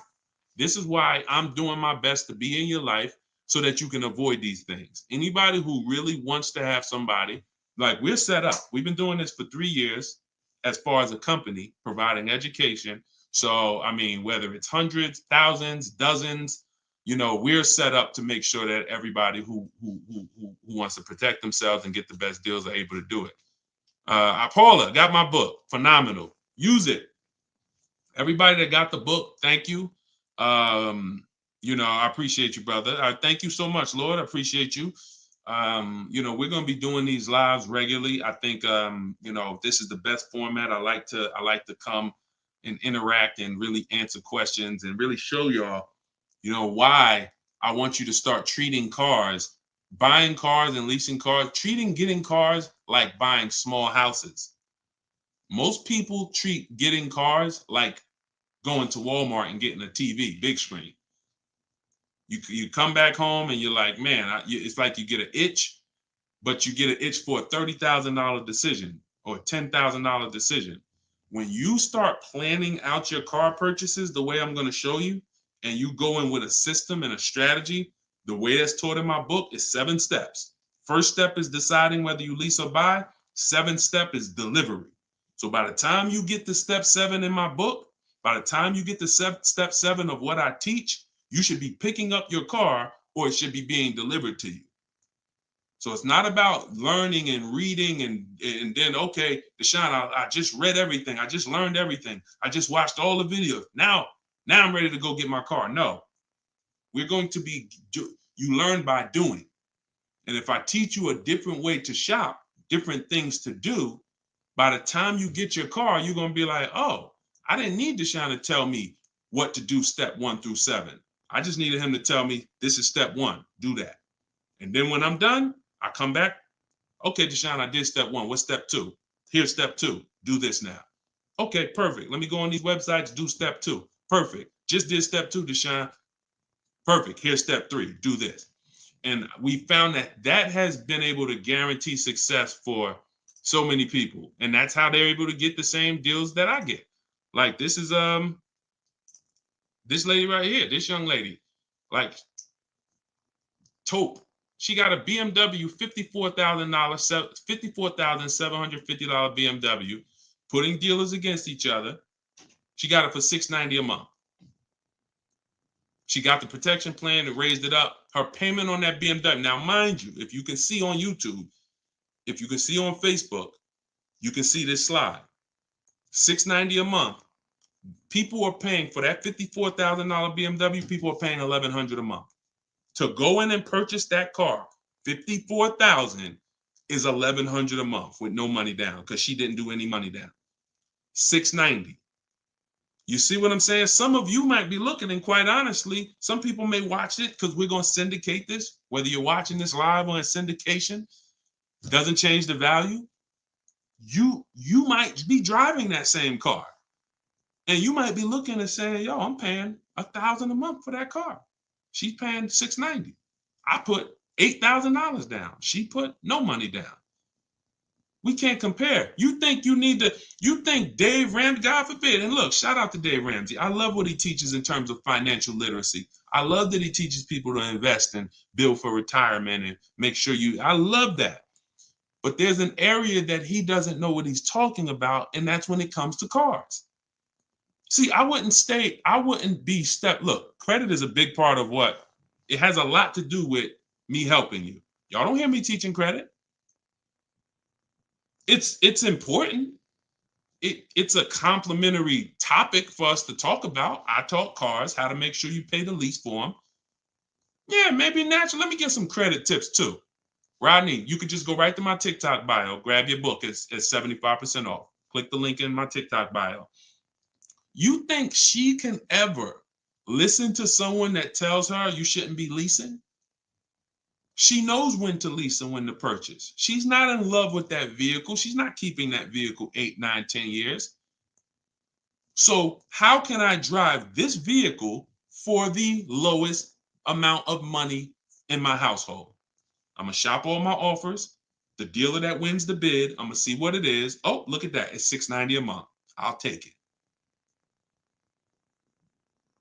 This is how we are going to keep thousands of dollars in our household. As things continue to go up, I need you guys to be spending, I need you not only to be making sure your cars are below your max budget so that every single month you're not growing tired and weary of your car payment. That means it just needs to be below your max budget. And then the second thing we need is to make sure that you are driving the best possible product for that money. You could be below budget and look at what you're driving for the money, and you're like, yeah, I'm below budget, but could I have gotten a better car for this money? Could I have gotten more car for this money? And I'm here to tell you that when you understand leasing, you're going to see there's no comparison. $690 a month for a daggone $1,100 a month vehicle to purchase. So short term, less than 8 years, we always lease. We never purchase. Now, in another episode, when we start talking about, in another segment, we'll talk about overpriced leases because every lease is not equal. Y'all gonna learn. We can't, every lease deal, even when you learn to shop, you must learn to shop. You must, because some 80% of dealers are overpriced on their leases. 80% of dealers who gave Tope a quote, let me come back from this screen. 80% of dealers who gave a quote to this young lady, Tope, on her BMW, were a lot higher. Some of you even saw it on the video. It said it when she wrote it. It said, man, all these other offers were a lot higher. That's how it's supposed to be. So you can't go back and forth with one dealer. You must reveal the best dealer, the best offer through multiple offers. So that's what you do. And you do that whether you're leasing or purchasing. And when you start doing that, you'll understand. That's in the book. That's what I teach. Bids. One-to-one negotiation is dead. I want y'all to eliminate one-to-one from we never do it. Because you cannot do that with any other item and win. You can't do it with jewelry. You can't do it with groceries. You can't do it with televisions. You can't do it with houses. One-to-one negotiations, you lose every time. You must see multiple options, multiple offers, and then we pick the best one. And what you see is that's gonna be done with loans we get, cars we buy, and cars that we sell. We don't trade. So, all right, yeah, this has been great. I need her contact. I don't know what you, I guess y'all having a conversation. I didn't know what y'all needed contact-wise. All right, let's see. Is buying and selling a car a good hustle? I'm not really teaching people how to buy and sell cars because, there's, if you want to go into the car business, that's not what I teach. Do I have to log out to purchase the book? You shouldn't have to. Let me try to reset. Let me know if it's still showing a $97 price or if everybody was able to get the 75% off price. Let us know. All right, I just reset it, so it should give you an opportunity to go back in there now and get your and get it at the 97% off. All right. Buy dealer loaner cars. It depends. Those can be great opportunities. But again, we still need something to compare it to, Tina.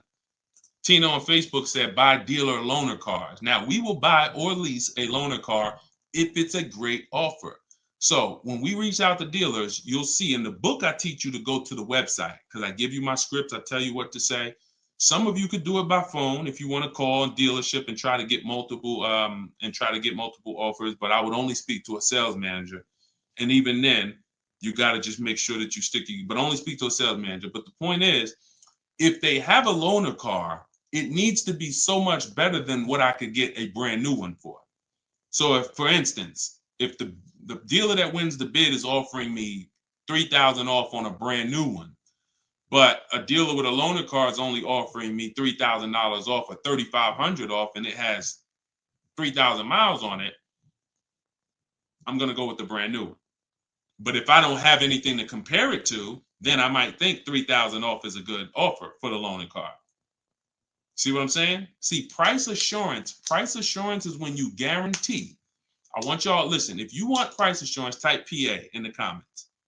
You want this every time you make a deal. Price assurance means I guarantee that I paid the lowest price that I could have paid. That's called price assurance. I want you to understand, some of you have been, though, is that possible with cars? That's what I want you to move from now on. I never want you to make another car deal without price assurance. How do you get price assurance? Multiple offers. It's the same way you get price assurance when you're buying groceries, when you're buying, spaghetti sauce. I know I saw enough offers to know there was nothing out there less. Not, I went in, I looked at one brand and said, I gotta have it. I like those. And it was $1 off. And I thought see, price assurance is the best thing with a car, because you literally can look at all these offers and say, this is the best one.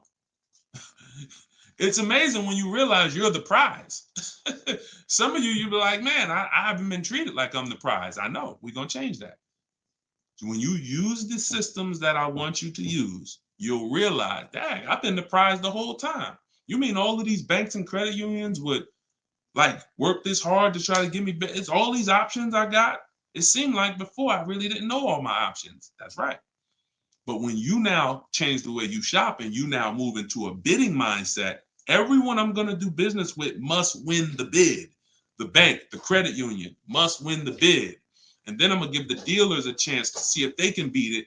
Now they bank's going to get a chance to bid. Very soon we'll talk about how to do that without affecting your credit. I want to show y'all this bank bidding war process. We have a specific way we shop for loans, credit unions, banks. We let dealers access our credit, and the way it shows as one inquiry when it comes to affecting our score. You must learn that, because when you see how much money is in the loans, you're gonna be mad. You're gonna be like, dang, I never shopped around the way I should have for my loan. I never shopped around. That's fine. No, there was no one to tell you. Now there is someone to tell you that if you have a $30,000 loan and the interest rate is 5.9, if you could have got 4.9, that'd have saved you $1,000. You get what I'm saying? If you have a $50,000 loan, 1 point on the interest rate, save you $2,000. So we must imagine if you could get 2 points lower, say you $4,000. So we are excited to try to get money off the car. We're going to be just as excited to make sure we're not giving that money in our loan. The banks are not loving us because we don't want the banks to like us. We want the banks to say, man, we barely making any money on this loan, but we'll take it. You don't want the bank to say, every time they need a loan, they just come right to us. They love us. Give them 5.9. They don't ask no question. Give them 6.29.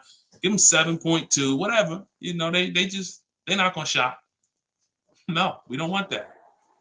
So, all right, y'all. So I will be back for another segment. These are the things we're gonna continue to do. We'll be live on all 4 platforms. We look to partner with more platforms in the future. So if there's a platform that y'all think we should be on streaming, let us know. Right now, we are, Facebook, Instagram, TikTok, and YouTube. So it's been great. We had probably, consistently 400 or 500 people on here. And so if you want to get your book at 75% off, as long as the timer hasn't come down, you should click the TikTok bio. Name of the book is Car Shopping for People That Hate Car Shopping. If you Google it, you'll see it's already rated 4.94 on Goodreads. We have 31 reviews. So we're on our way to being a 5-star bestseller. And it's really the people using it. So I want you all to use it. Get it for 75% off. Normal price is $97. Download it immediately. Start to use it. If you're on YouTube or Facebook, you can scan the QR code and get your copy, or go to Deshone's book. Yes, Mandy. Facebook is the same handle. Deshone the Auto Advisor on every channel, whether it's YouTube, Facebook, Instagram. It's always Deshone the Auto Advisor. So we'll be back to answer more questions. We'll be talking more about leasing, but we'll be talking more about deal structure, shopping, how to check and make sure cars are reliable. There's a lot of cars going out here with bad reliability ratings, bad longevity ratings. So they are not the cars that we need to be buying for keepers. We got things we got to look out for, y'all. Like this is the tip of the iceberg. We're buying a car to keep. You know how many people have bought a car, it wasn't quality. We didn't check longevity. I thought I was going to keep it 8 years, 10 years, but car started giving me issues, transmission issues at 80,000 miles. I didn't know that. We got to make sure we're checking these things. We got to make sure we look into every, so we'll break this down step by step. I'll be going over my system, my 7-step system, and just going deep with pieces of it and answering you guys' questions. Borrow against your money in the bank. Yeah, that's fine. Whatever gets you the biggest net return, Tina. She said, I don't get loans. Borrow against your money in the bank. As long as, just whatever gets you the best net return. I'm just here to tell you that interest isn't the only loss on money. Opportunity cost is a loss when it comes to financial. If you were taking a class on finance, opportunity cost is real. If I could have put my money in something and made 10% on it, but my money was in a car and I didn't have that money, and that money is losing me 10% in the car. So let's just say I put the 20 grand in the car, and then every year that 20 grand is worth 2,000 less, then I'm losing. It's a negative 10% return every year on that 20 grand. When I could have had that 20 grand somewhere getting me 10%, use the bank's money at 4%, and now I'm still at a net positive when it comes to, am I richer at the end of the year? Am I richer at the end of the month? So I just say that to say we've been taught when it comes to finance, we just talk interest. Oh, I don't want to pay interest. I don't want to pay interest. But I'm here to make sure everyone knows the total package of why people who don't pay cash for cars, who could afford to, who literally can write $100,000 check for anything they want, why they don't. See, I'm not interested in, I'm interested in why the people who could pay cash for cars choose not to. And it's not what you've been taught. Some of it's not because, they just love debt. Now, these people have paid off houses. So these are the things that we're going to be talking about. So, and again, all in my book. If you want it all in one place, grab your copy. But yeah, this was a great segment. We will certainly be back. Always a pleasure. And just make sure you're subscribed so you do get notifications when we go live. Make sure you're subscribed on TikTok. Make sure you're following so that when we're live, you can jump on because we're going to be doing this a lot. All right. I'll see y'all soon. God bless everybody.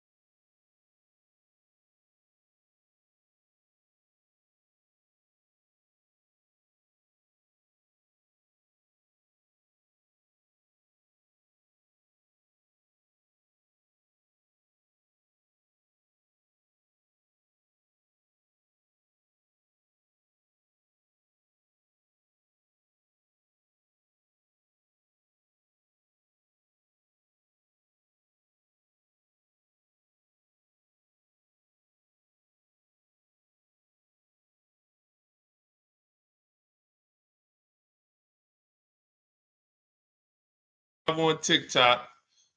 All right. This is our first time going for everybody.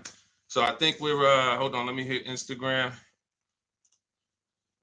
See, but then when I come here, I hit go live. Okay, here we go. We're good. We're good. I think we're good on all 4 platforms for the first time. Listen, if you are car shopping now or in the next 12 months, I want you to type me in the comments. No matter where you are, I want you to type me in the comments. We are live on Instagram, YouTube, Facebook, as well as TikTok. Good to see you, Colette. Good to see you, Andrew. After you come in, we haven't done this in a while because I'm just getting back into going live. But if you've been with us for a little bit, you know we do a roll call. Where are you checking in at? Good morning, good afternoon, good evening, depending on what time. I see you, South Carolina. Okay. As you come in, if you're on TikTok, could you hit the like button and just, let TikTok know that we're going to be spending some time here. We're going to be talking about some serious money as you come in. If you could like the broadcast, if you're into financial literacy, this is the Auto Advisors. Like this, the name of this segment here is the Auto Advisors. We're going to be doing car Q&A. If you don't know me, this may be your first time seeing me. My name is Deshone. I'm publicly known as Deshone, the Auto Advisor. I spent 14 years in the car business before I left in 2020 to focus on teaching people. I see we got Jacksonville, Florida. We got Houston. Okay. We got a couple hundred people on already between all the platforms. We have Philly in the house. I see you. As you come in, just get your questions ready. What I'm going to be doing is going over various topics and doing lots of Q&A. So we're going to be spending this time that, y'all going to hear me go from things like leasing versus buying to things like structuring your deal and budgeting, all with the goal of helping you get below market car deals. So as you come in, if you could tag somebody, I promise you, here's what's going to happen.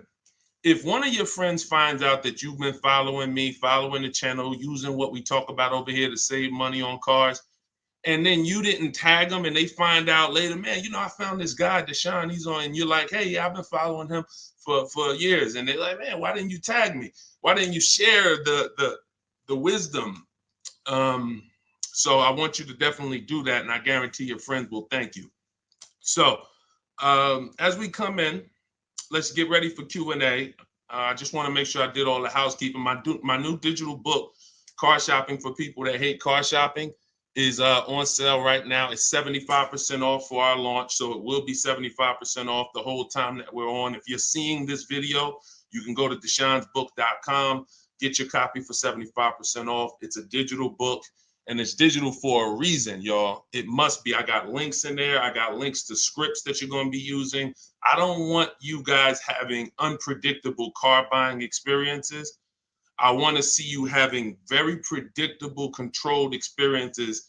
And in order for you to do that, you have to know what to say. And so I'm going to be talking about all of that. We'll be talking about all of this while we're on. So let's get to the Q&A. I just want to make sure you know, if you're on TikTok, you could go to my TikTok bio, get your copy. It's on sale for a couple minutes for 75% off. And then if you're on Instagram, you could go to my bio. If you're watching online, you can go to Deshone's book, or you can scan the QR code. All right, so let's get into it. Let me just make sure I can see the comments on Instagram. Let's see if I go live here. And okay. Can you talk about, this is Kira from TikTok. She said, can you talk about turning in a lease vehicle to another dealership to lease their vehicle? Very good question. We don't want to turn in lease vehicles without making sure we can't make any money on them. Some people have asked, do we have equity in every car? Equity is not in every car, but you do need to check if you have equity before you return your vehicle. Here's how we do it. We're going to call our bank. We're going to get our payoff. We need to get our payoff. You don't want the residual value, because the residual value doesn't include any payment you have, anything. You need the payoff. And what that's going to do is tell you the price that you could buy the car for. Now there's a customer payoff. Can we light up the likes on TikTok, please, so we could get some attention and let people know we setting people free financially. If you on YouTube, if you on Facebook, if you could like the broadcast and tag somebody, I promise they'll thank you. So the first thing we're doing, y'all, we're never returning our leases. We are never returning our leases without doing an equity assessment. We got to check to see if we have any equity in our vehicle. We get our payoff. And then we're going to get at least 5 cash offers. At least 5 cash offers. What does that look like? That means you're getting offers from Vroom's out of business. Driveway, you're getting offers from, and I'm gonna tell you, when you do this, if you are selling a lease, you must put no when it asks, is the vehicle a lease? You must put no. And I'm gonna tell you why.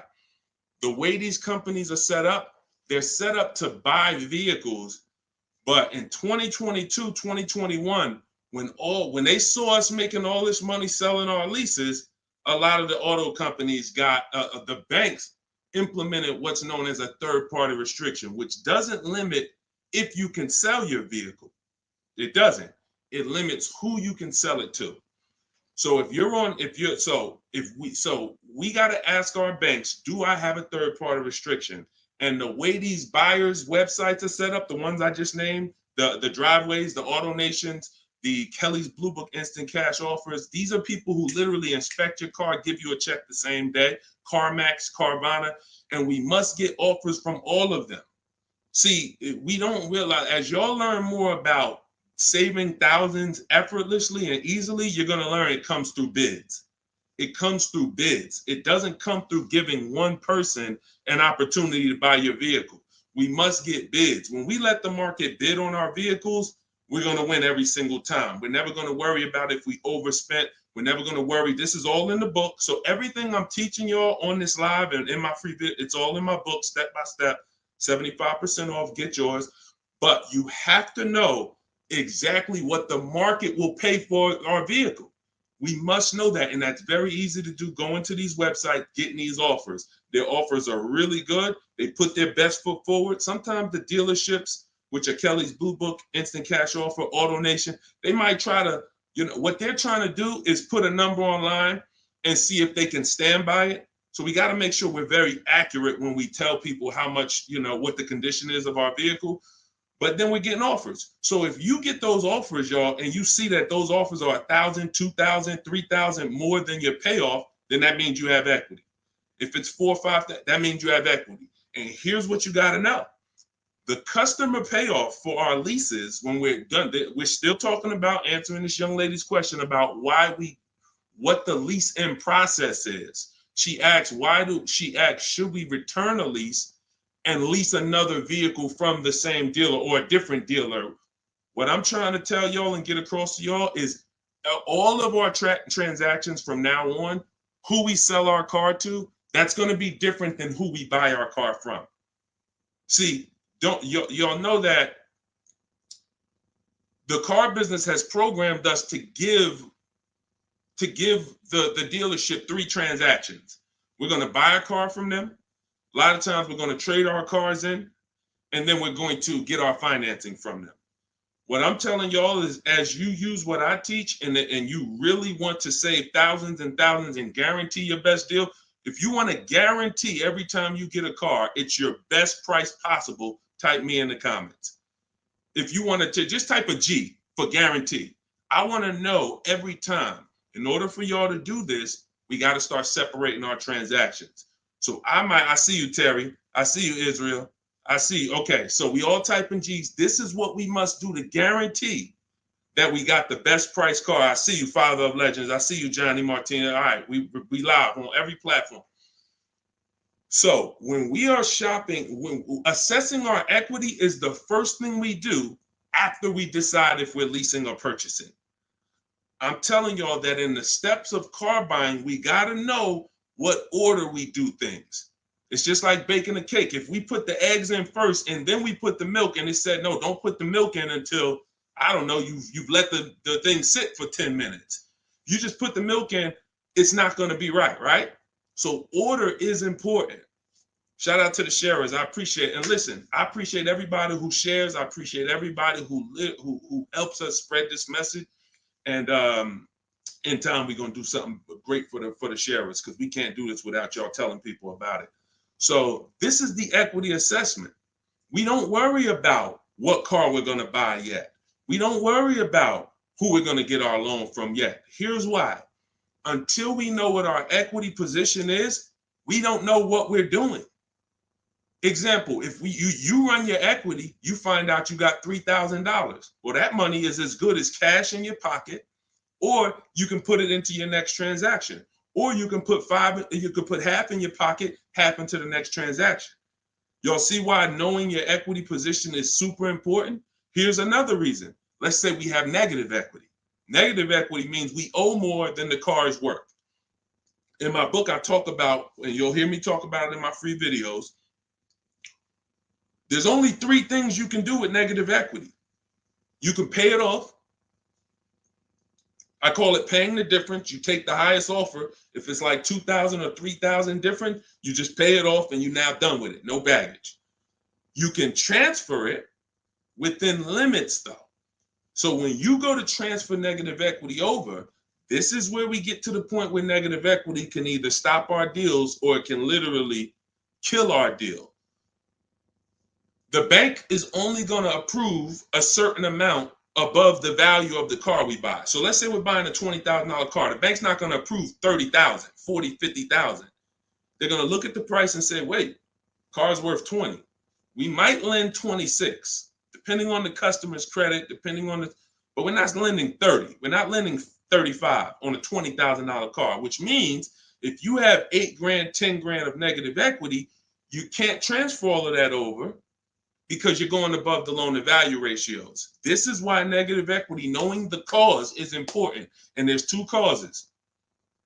You don't understand leasing and you're switching cars with loans on them.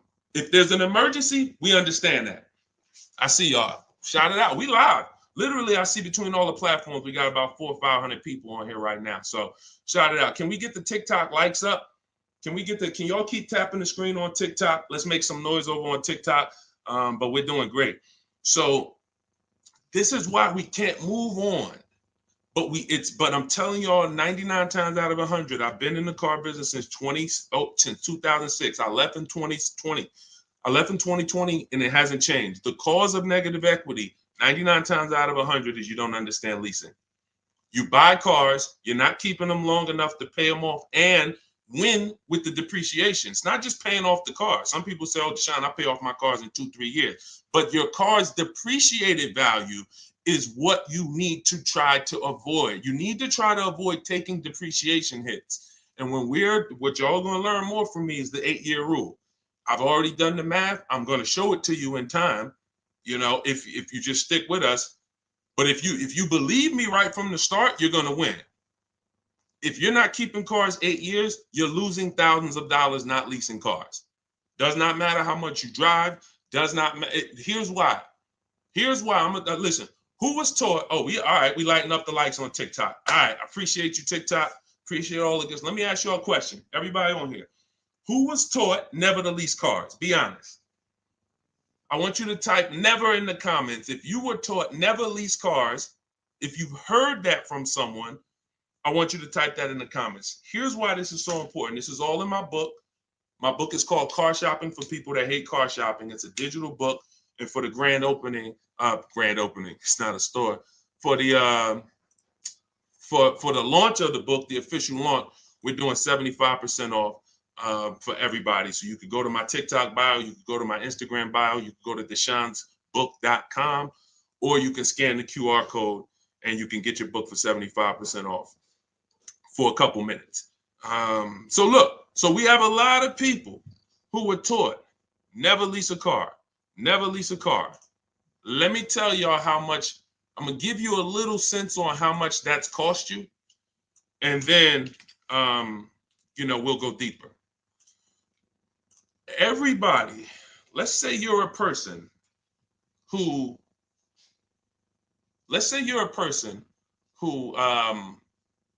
keeps their cars until the wheels fall off. We call those cars keepers. If your next car is going to be a keeper, type K. That means I'm going to keep this thing until the wheels fall off. I'm going to keep this thing 8 years minimum, 10, 12, 15. That's what I do. I see you, Abby. Now, the benefit about buying a car and keeping 8+ years is you get to outlive all the depreciation. Your car loses X% of value the day you get it. And whether you drive it or not, if somebody came and parked a car outside your house right now and said, "Hey, this car is worth $30,000. It's yours." Now you say, "I don't drive. I already got a car. I don't need it." You come out a year later. Is that car worth $30,000? You didn't drive it. See, this is your first. You didn't put a mile on it. You didn't touch it. It just stayed out there. It was worth 30 when they dropped it off. Is it worth 30 today? A year later. Exactly. Here's what I'm telling y'all. That's the first deep lesson on depreciation. See, if you get that, now you're getting the clue of why leasing is not about how much you drive. People who say, "Oh, I like to drive as much as I want to, so I buy my cars because I don't want to pay for the mileage." Here's the revelation. You pay for the usage of the car whether you use it or not, whether you drive it or not. It's going down. The more usage you put on it, the faster it goes down. So leasing is not a matter of how much I drive. Leasing is if I get a great lease deal. We're going to talk about that. All lease deals aren't created equal. And these commercials we see that say, "Hey, 3,000 down, 8," these are not lease deals. I'm going to show y'all some lease deals over, I'll actually probably show y'all one in the next couple minutes. Great lease deals are not advertised. They're made in secret. No one really knows about them. The great lease deals are not advertised. Great deals are not advertised. Great deals are not advertised. So you can't judge the lease pricing by what y'all see in these commercials, or it's not going to make sense to you. But when you get great lease deals, it is no comparison. The name of the game is, will I pay less with a great lease deal in depreciation than I would pay if I purchased that car? That is the name of the game. And when I look and see, all right, if I get a great lease deal, I'm only paying 30% of the car's value, 35, 40%, 45%. But if I bought that car, regardless of whether I paid cash, regardless of whether I got a loan on it, the asset, the value of the car is going to go down by more than that. So what we're doing when we're leasing versus buying is we're trying to hedge against depreciation. We're trying to acquire a car that says, based on how I got this car and the price I'm paying for it over 3 years, it's thousands less than if I would have went and purchased that same car and just took the value of the depreciation. And this is what I'm telling y'all. They've hid you can't understand this when you're just tied into payments. And a lot of you know payments have nothing to do. Some of you who are a little bit more financially savvy, payments have nothing to do with the deal on the car. If you don't know that, you're going to learn that the more you hang out here. Payments have nothing to do with the price of the car, the deal on the car. That's just the financial tool. That's just what you've attached to the asset. If you go and you overpay $10,000 for the car, doesn't matter if you got a loan on it. Doesn't matter if you did no money down. You overpaid by $10,000 for the car itself. That's focusing on the asset. So leasing, y'all, is for people who don't keep their cars more than 8 years. It's that simple. If you do not keep your cars more than 8 years, you cannot outlive the depreciation that the car is losing. The money. You go out, slap 30 grand into a car. That car is losing money for you every single month. So you're trying to say, is there another way I could get a car where I'm not paying this kind of money? If I'm losing $500 of value every month in my car, is there a way that I can lose less than that? And what I'm going to show y'all is leasing is just the way. So these are the first two steps. The young lady asked the question about returning her lease, but I want y'all to know that that's step 2. We assess, can we make any money on our deal, on our old car? And then, but the first thing we got to do is decide buying versus leasing. Lease the loan. Good Time said, lease the loan car was good. Welcome to everybody that jumped on. My digital book, Car Shopping for People That Hate Car Shopping. Everything, it's 75% off. You can get your copy while we're on here, but we're going to be going deep on Q&A for at least, I'm not even watching the clock. So just go to my TikTok. I don't think you're going to leave the broadcast either. If you go get your copy, go to my TikTok bio, go to my Instagram bio. If you're on Instagram, wherever you're at, if you're on YouTube, scan the QR code or go to deshonesbook.com and get your copy so that we can go deep on this. I don't want you trying to just remember everything that I'm teaching. I want you to have a reference point, and it's affordable for everybody. It's normally $97. Okay, let's go. Things are way too complicated to fix now. I guess you're talking about when it comes to cars, electronics. Another reason people don't feel as confident keeping their cars like they used to is because the cars are getting a little bit more complex. It used to be very simple for you to find a good car, keep it 10, 12, 15 years. There's still cars out there that you can confidently do that if you make sure that you're checking the reliability of the car, checking the longevity of the car. We do this on Google. We have to make sure the cars we're buying are good cars. Then we can certainly avoid, you know, a lot of these cars. But yes, that is a lot of people don't feel as confident keeping cars long term as they used to.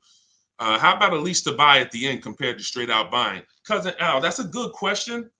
He said, how about buying a lease to purchase? Who's heard of that? Who's heard that term before? A lease to buy on a car.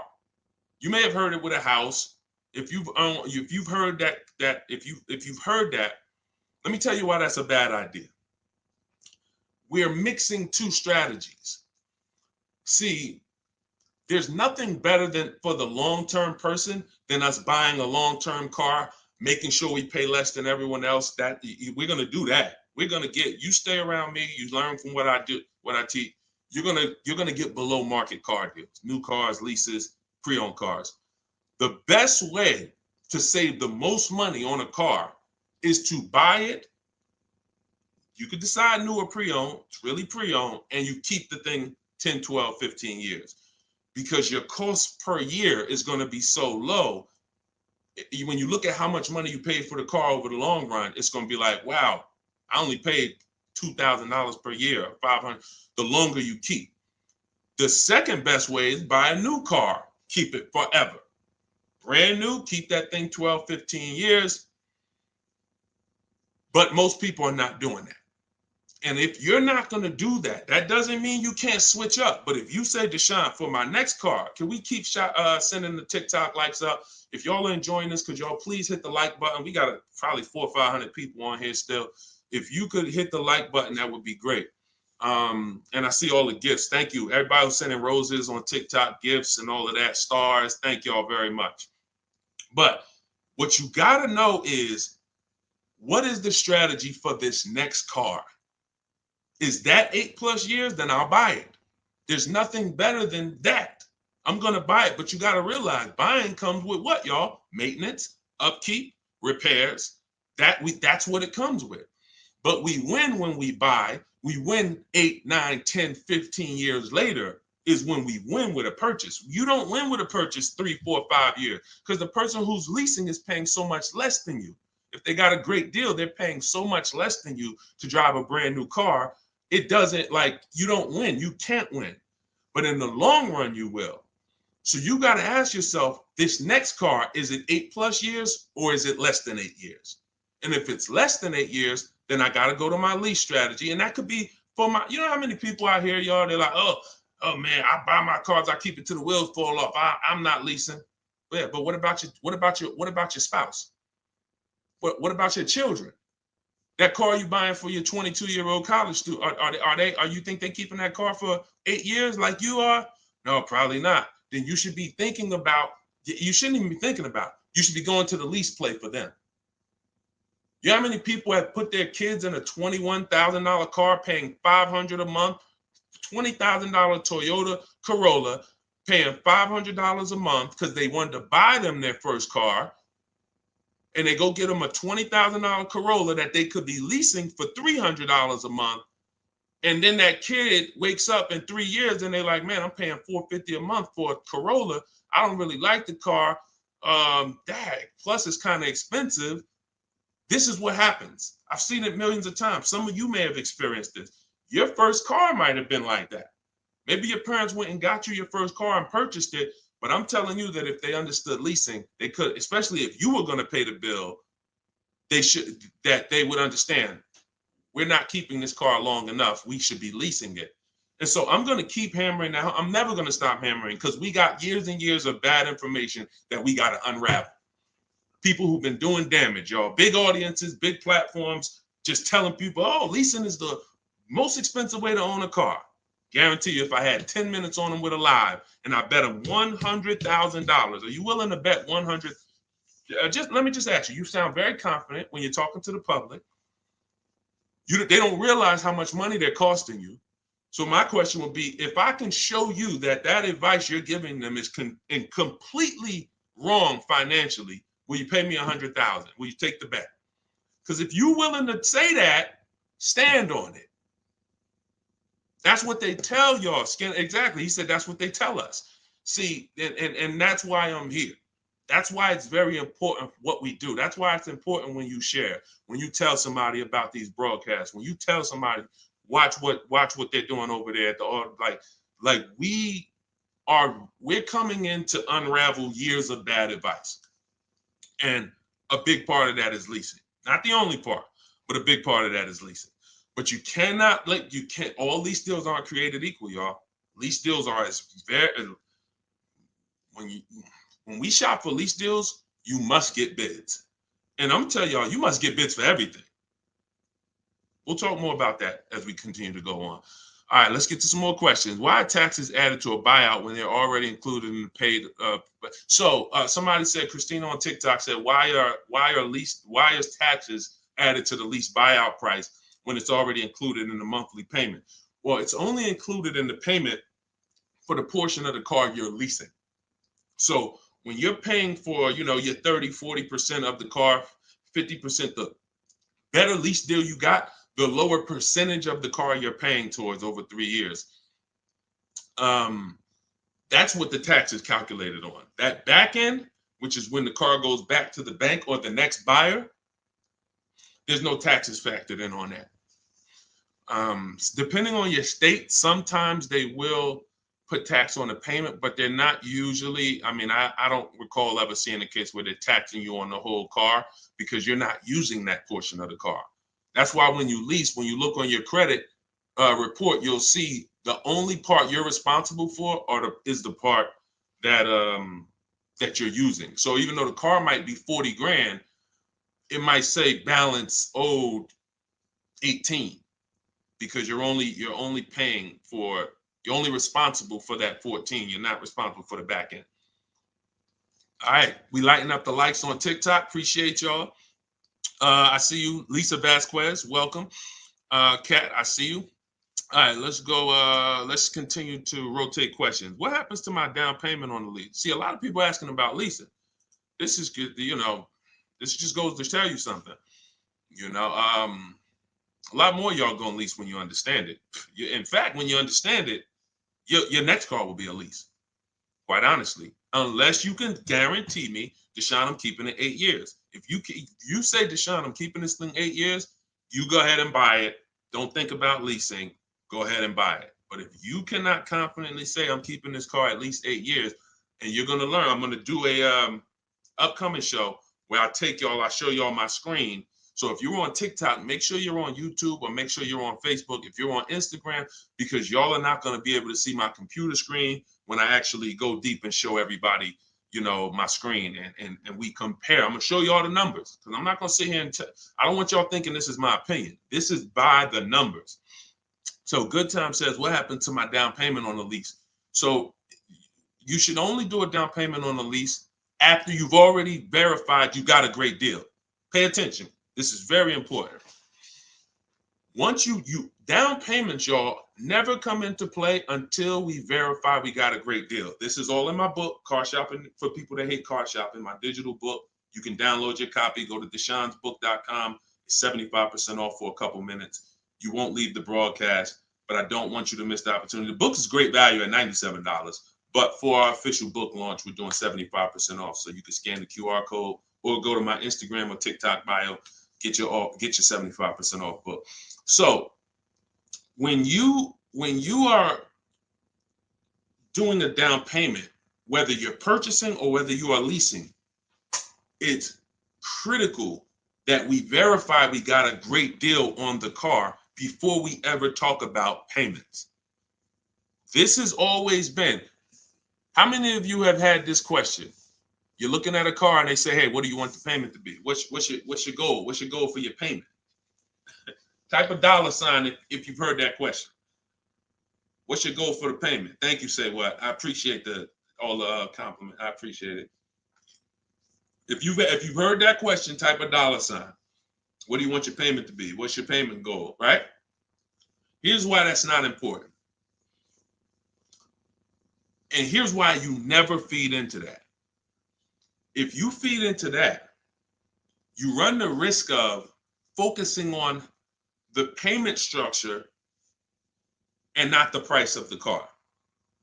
You also run the risk of focusing on the payment structure and not shopping for your own interest rate and letting banks bid on your loan. When we do an episode, we'll do a show that is about structuring our deals, and you'll see that when we start getting our financing, y'all, we never want to let anyone run our credit until after we found our car. Because what people are trying to do, y'all, is they're trying to run your credit and they're trying to give you a time limit. Now you have a hard inquiry, but you also have a time limit to go find a car. That's not good. They might give you 30 days or 45 days, 90 days before the approval expires. It's usually 30, 45. That's a problem because now we're out there rushing.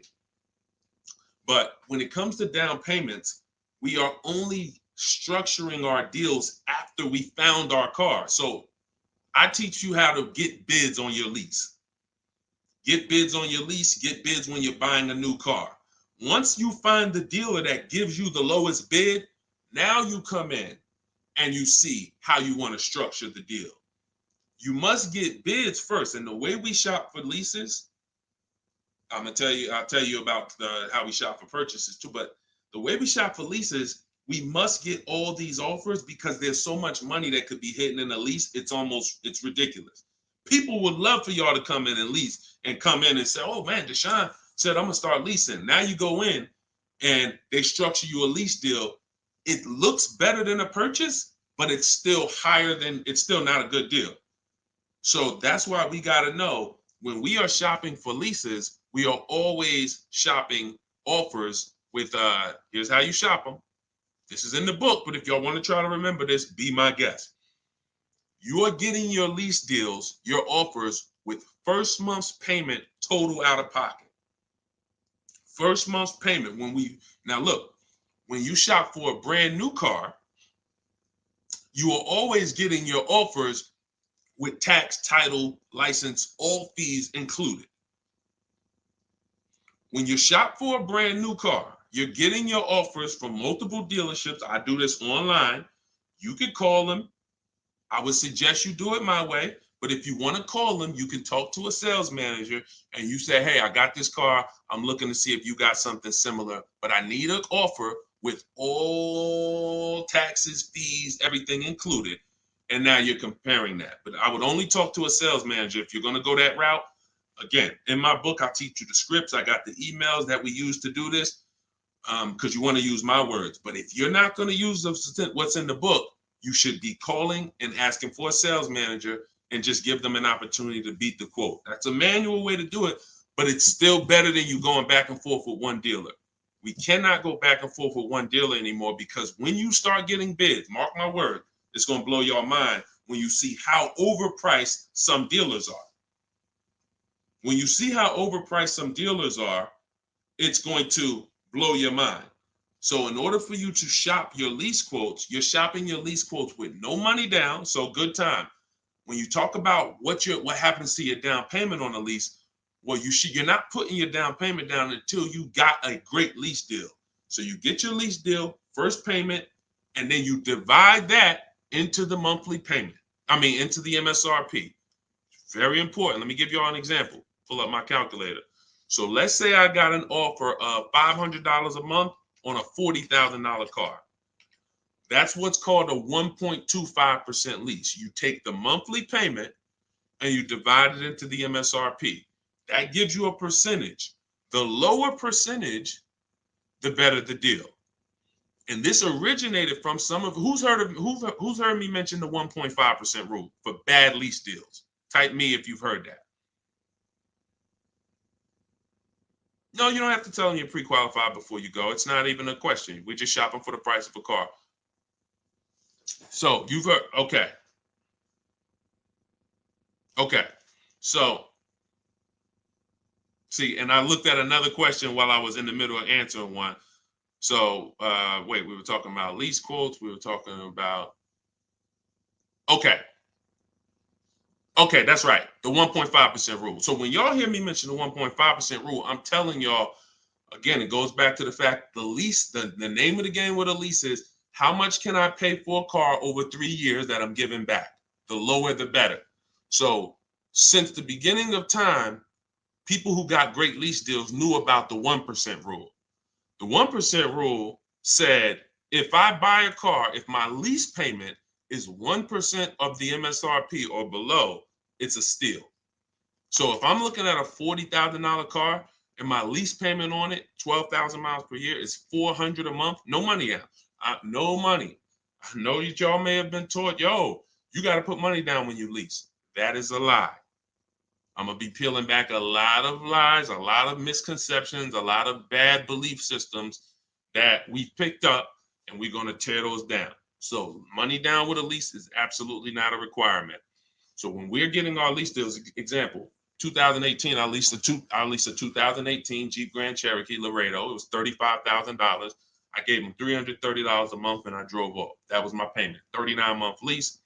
We'll talk about in the future. We don't do 4-year leases. We'll talk about that in the future. But that's the 1% rule. 1%. Now look at that. Think about value, y'all. You drive off the lot in a brand new $35,000 car, and you're paying $330 a month. That's under 1%. So these are steals. I call these steals. You ever see a lease deal like that? It's not a deal. It's a steal. Now, in order to get that type of deal, you need a great lease program. So we can't. So it's not just like, oh, every car has a 1% deal. No, if they don't have a ton of rebates, if they don't have a good residual value, if they don't have a good rate, then it's not going to happen. But in the long run, we can't control that. All we can control is how we're going to shop. And the way we shop is get your first month's payment. Is you tell every dealer, give me a quote with first month's payment, and put all the taxes and all the fees into the monthly payment. And then you let me know what that is. And you have to know the MSRP, because you divide that monthly payment into the MSRP, and that's going to tell you the percentage. If you see 1.35, 1.45, 1, these are good deals, really good deals. We still need to compare, because I got people who are getting, look, if we don't compare, you could be in trouble. You don't want to just take a deal. There are people who think, oh, I thought a 1.25 was a great deal, and then I end up getting 1.1.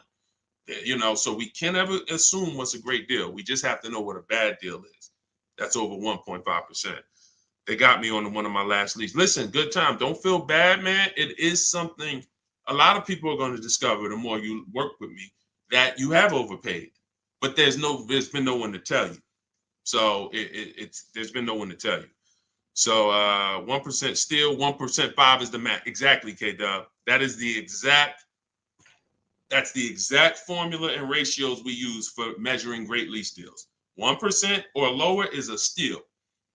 Between 1% and 1.5 is a deal.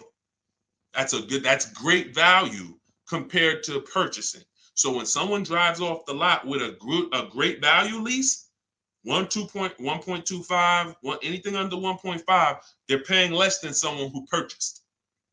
They're paying less than someone who purchased. Once you get above 1.5, you're now going close to spending the same amount as the person who bought the vehicle, which we don't want, which we can't do. We eliminate the benefits of leasing.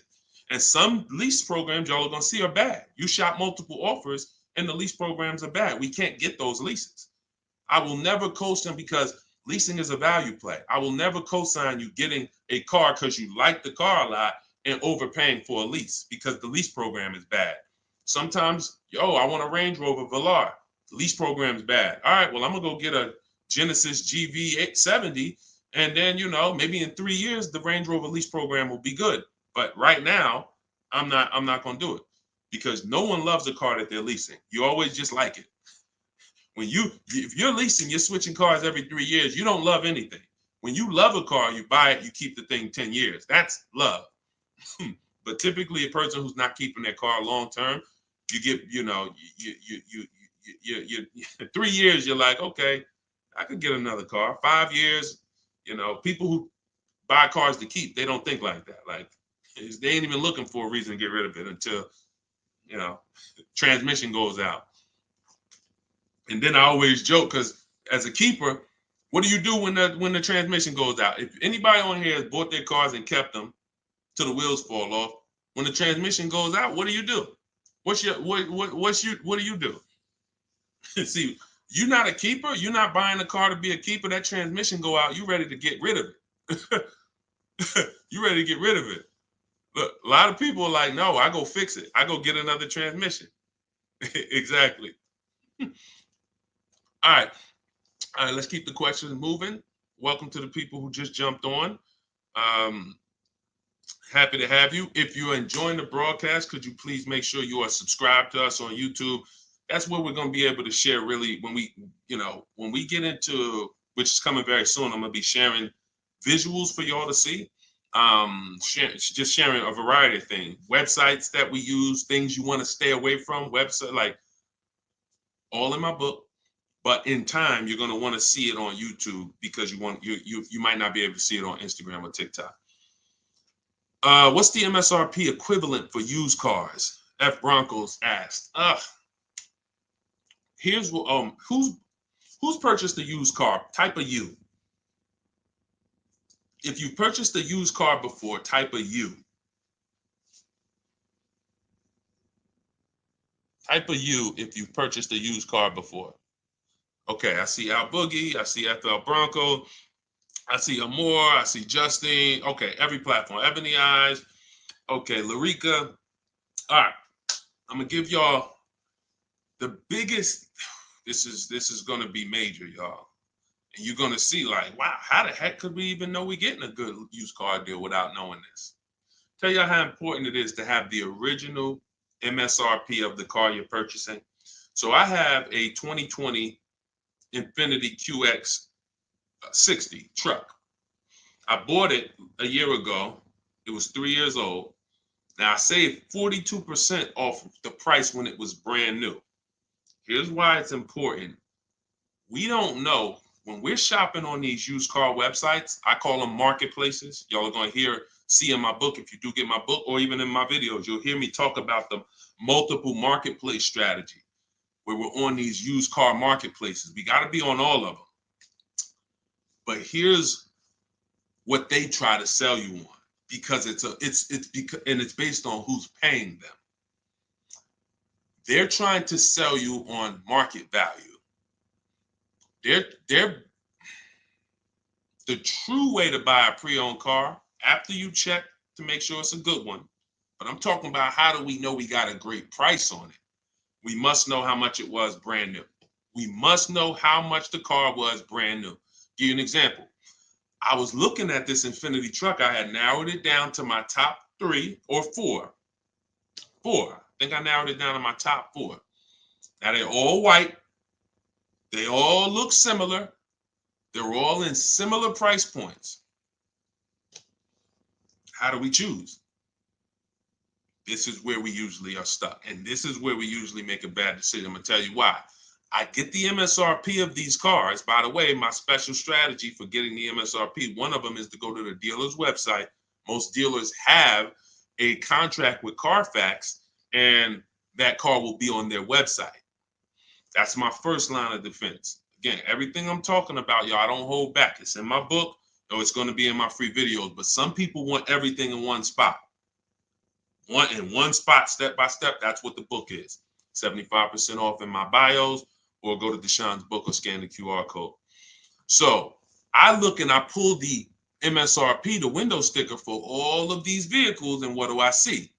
The 4 vehicles, the original price of them, one is 46, one's 48, one's 52, one's 54. Why is this so important, y'all? They've taught y'all to buy used cars based on what? Nothing. This is what we're asking for the car. Okay, I think I see some less than that. If all of these cars were 31,000, but one was 54, that's the best deal. In fact, none of those other deals are even close. That car right there has more packages in it, more equipment in it, special features in it. Those other cars don't. So the percentage of the discount that I'm getting off the car is higher here. Does not matter what the dealer's asking for the car. See, we've been taught you go and you focus on trying to get the dealer's price down. That is true in some cases. But what's more important is I need to know, based on what the dealer's asking for the car, how much off MSRP, original MSRP, am I actually saving? Is it 30%? Is it 40%? Because I might look at this car here and yeah, they might be asking $1,000 less for it, but the original equipment in that car is $5,000 less equipment. This is why it's very important. It's critical. I would not buy a used car, and I would never recommend you buy a used car without seeing the original MSRP, so you know, one, what's in the car, what features it has, but more importantly, I cannot determine who saved me the most money. I can't determine who gave me my best deal without knowing what the car was originally priced at from the day it came into the country. And y'all, unfortunately, and I hope it's nobody on here, but unfortunately, we probably do have it where during the pandemic, people were paying 90, 95, 100% of value for used cars. When I mean a Toyota Camry that brand new was 30, they were paying 29 for it, and it was 3 years old. See, I call this true value percentage, TVP. Y'all are going to hear this. We call this true value percentage. We can't look at a used car. See, once we see, wait a minute, based on the new price, the car when it was new, you charging me 95% of the car's value, and it's 3 years old. Once we start looking at true value percentage, car was brand new 30, you asking 25. Okay, you knocking this percentage off. This is how we make sure. Now look, that doesn't help us get quality cars. That doesn't help us stay within our budget. We'll talk about that in the next hour. Because what I'm going to be doing is I'll be doing these shows throughout the day in hour segments. So what you'll see is every time I come, we'll do if there's something that we want to tie up, we'll try to do it in both hours. Again, it's very tough to go over all things and then do Q&A and just get it done in a couple minutes. So some things may continue to the next hour, but once y'all get this, it doesn't change. So although, some of this might be brand new to you. I'm sure it is for a lot of you, having a system for how you shop, boundaries. But once you see how this thing works, it doesn't change. That's why I could write a book. That's why I have a library of videos that are step-by-step. The step-by-step version of my book is the Cars from Home video library, because I know we're so ahead. The car business is so old. I don't have to worry about this changing in the next year, 2 years. If anything, like Vroom went out of business, we adjust that. I might adjust that one section because Vroom's not in business anymore. But the way we teach you to purchase cars to guarantee you pay less than everyone else, to guarantee you save the most money on your loan, to guarantee you get the most money for your old cars, that's not going to change because we are just too far ahead of what the car business is doing. Welcome. Blessed said, I'm new here, been watching your shorts. Great job, homie. Good looking out. Appreciate you, man. Thank you so much. If you're not subscribed yet on YouTube, could you make sure you subscribe? Everybody who's on any other platform, if you could subscribe to us on YouTube, that's where we'll be, able to put a lot of our widescreen stuff so y'all can see. We're gonna teach, but what y'all gonna see, even in the book, it's not teaching and then you're trying to memorize it.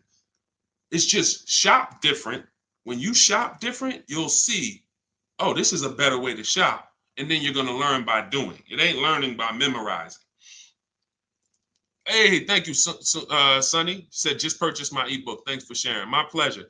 Everybody could get it for 75% off in my TikTok bio or my Instagram bio, or you could go to deshonesbook.com or scan the QR code, no matter where you're at. Let's see. I'm new here, but hold on. I got that. Hold on. Let's go.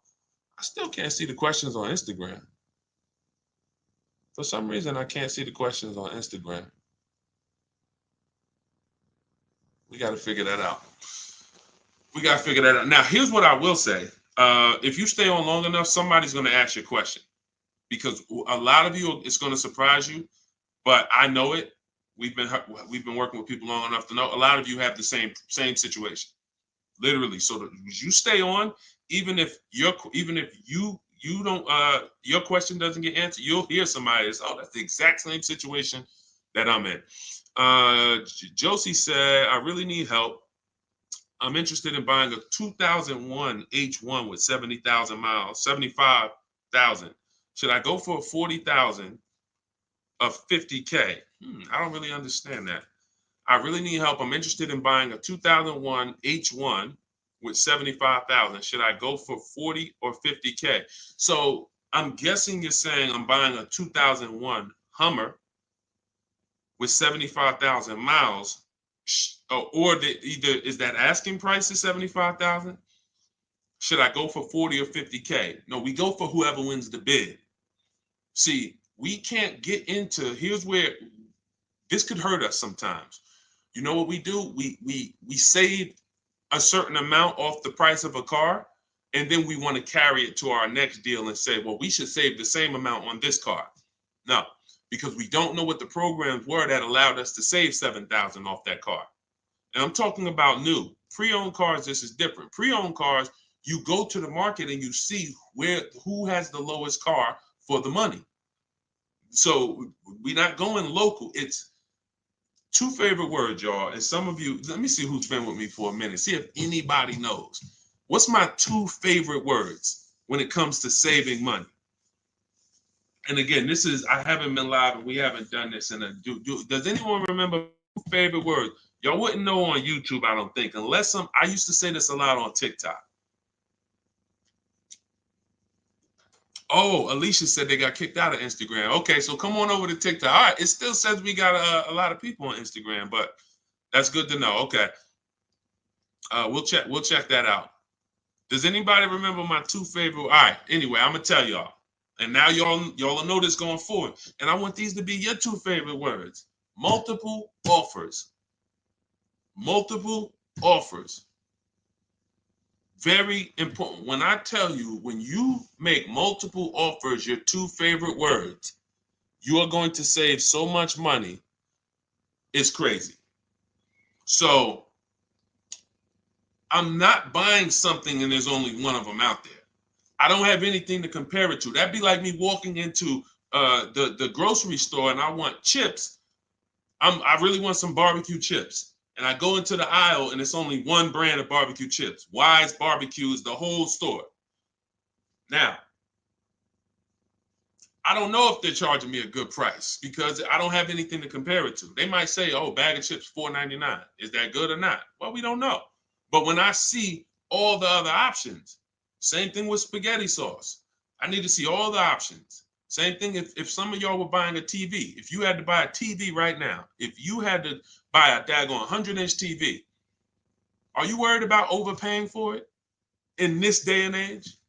No, because you know, man, I'm going to go to Amazon, I'm going to go to Best Buy, I'm going to go on this Walmart.com, and by the time I see some options and see what they pricing at, I'm going to be able to choose the best one in 10, 15, 20 minutes, right? That's what comes through. That's price confidence. That's called price confidence. And the only way to have price confidence, to eliminate that feeling of, oh, did I overpay? You think I paid too much for this? Is to learn multiple offers, multiple options. So what you should be doing, Josie, is looking at so many H1s, wherever they are, that I know I'm not going to overpay because I see them all. I see where the price, and I'm gonna teach y'all, this is in the book, and I'll teach y'all in my video. We set up accounts when we're shopping for a new car, because once we know where the prices are, we want to be alerted every new car that pops up, every single used car that pops up, you want to get alert on it. You want that thing coming to your email the minute they post it, because everybody else is not going to be able to move on it because it's too fast. They need time. They need to, oh, let me see it. Okay. But if you know the used car market, like I'm going to teach you, if you know the low prices on this car is 40, the high prices is 55. Soon as that one pops up at 41, you don't have to hesitate. Speed is what gets people deals a lot of times, y'all. I've sat in front of people and I'm literally offering them, and this is back when I was in the dealership, and I'm literally offering them, like, the dealership is making no money. That's how good of a deal it is. And I'm like, listen, miss, like, I'm just telling you, we're making no money. We gave you everything. But they didn't take it. And I'm gonna tell you why. I can't blame them. They didn't have enough other offers to feel confident that what I was giving them was the best. That's the problem. So in order to have price guarantee, price assurance, for us to know that we are paying less than everyone else, we have to see multiple offers. And then in order for us to guarantee that we have not, that's just what it is. Price assurance comes through multiple offers. And then we have to get a quality vehicle. Okay. So all of this I will teach. It's hard to get, maybe like a lot coming at you at once. That's why I would love for you to get the book, Car Shopping for People That Hate Car Shopping, so you could dig into it, so you can see that everything that I teach is methodical. I don't want you trying to remember this. Get the book, take your 75% off for the launch of the book, and then dig in and you'll see, wow, he has this thing set up in systems so that I don't have to be trying to remember what to do. I don't want y'all trying to remember what to do when you're out here shopping for your car. I want you to have a roadmap, a blueprint, and that's what 7 Steps to Saving Time, Money, and Avoiding Dealerships is. Thank you, Curtis. Appreciate it. 10-4. Oh, 10-4. Thank you for the guidance. It's a rare vehicle. If it's a rare vehicle, that's fine, but you don't want to overpay for a rare vehicle. You need to see enough of them to know that you're not overpaying. You don't want to sit there. You know how many people got a rare house? Your value's down. You know, I got a rare house. So if the value is going to be down, think about it. If it's rare buying, then it's rare selling too, which means your market, when you go to sell it, if you go to sell it one day, it's not going to be huge. That's not a car you can sell in 24 hours unless you just want to blow it out price-wise. But in order for you to make sure you don't lose, you got to make sure you buy right. You can't overspend by 10, 15 grand. So just make sure any H1 in this country, you know the price of it. That's all. If I see one over, it could be all the way over on the other side of the country. If I see the price, then I know what the market is. It doesn't matter if it's over there. If they're asking 10 grand less and it's a good car, has great service records, has great title history, has great accident history,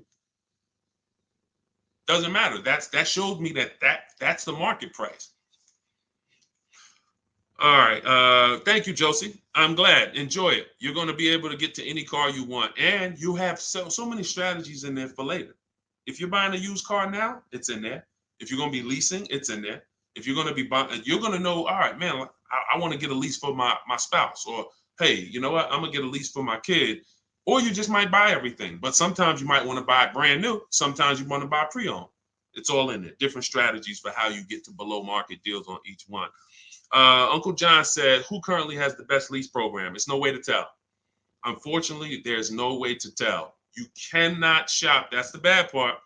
That's why when we shop, y'all, it takes us about 45 minutes to an hour to find out where the market is on a car, what the best offer is. Once you get good, like I said, if you're doing it the slow way, you could call sales managers. You get one lease price, and then you call a sales manager and see if they can match it or beat it, or beat it rather.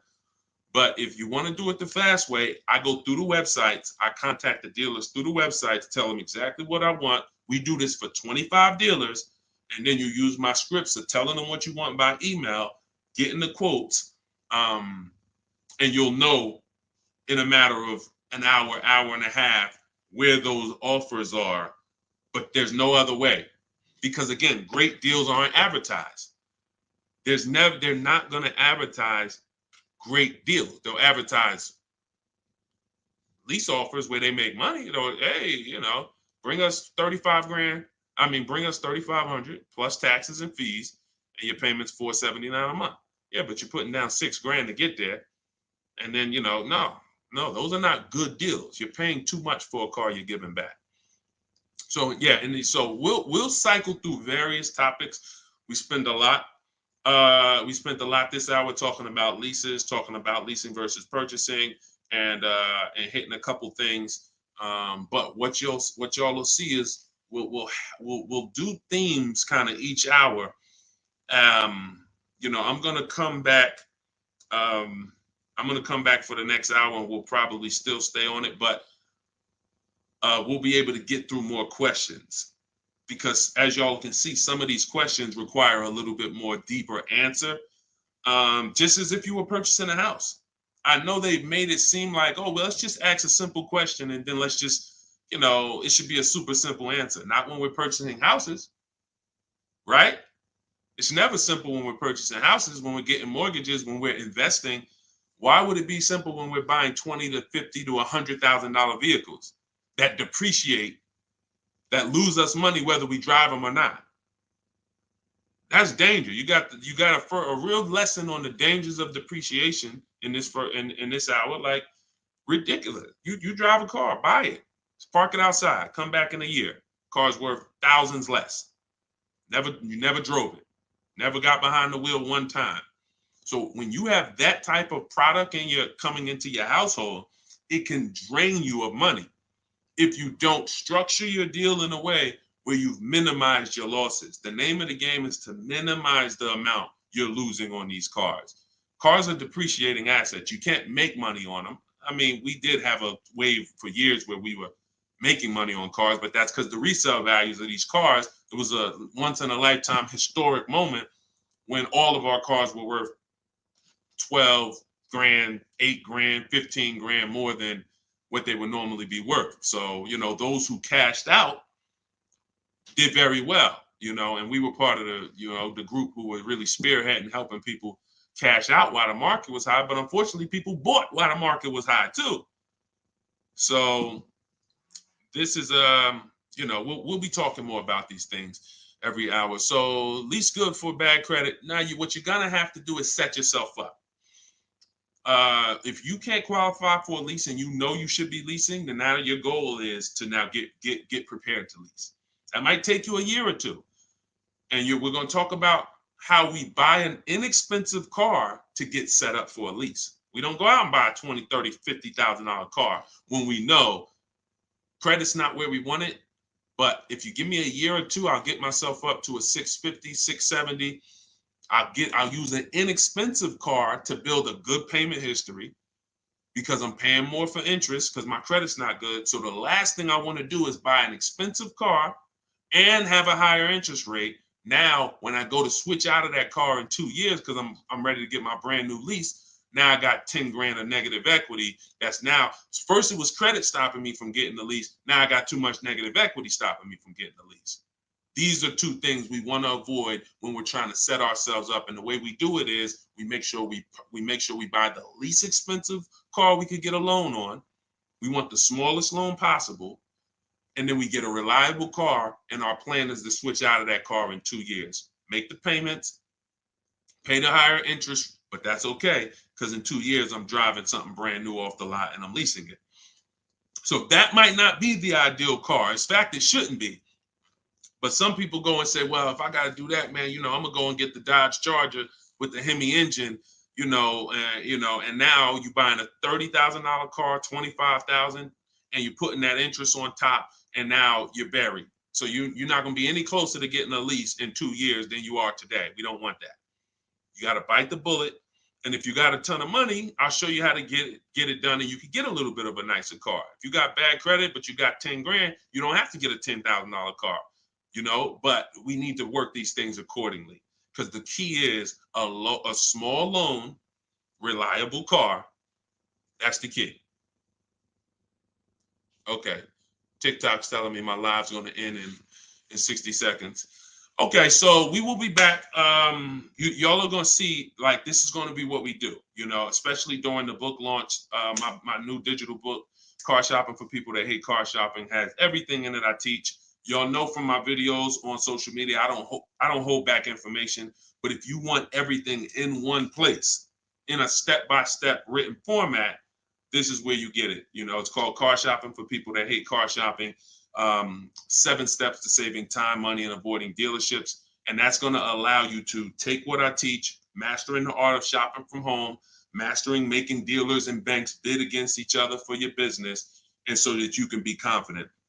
But please make sure you subscribe so that you can get, and if you're on our email list, you'll get notifications of when we go live so that you can make sure you jump on. If you're in the market for a car, we want to make sure you are armed with everything you need to save tons of money. So thank you, we West Coast, a lot. Appreciate you.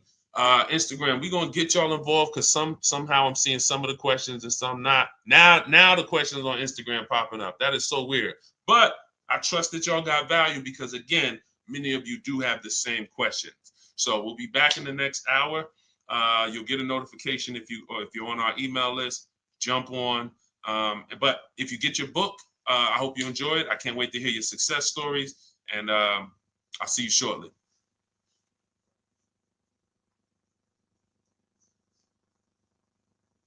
Oh, and if you need the book, it's in my TikTok bio. Some people are saying, where do I get the book? It's in my TikTok bio. Click the picture. It's in my Instagram bio. Go to the bio. Click the picture. If you're watching on or you could go to deshonesbook.com, or you can scan the QR code depending on where you're watching. So, all right. See y'all soon.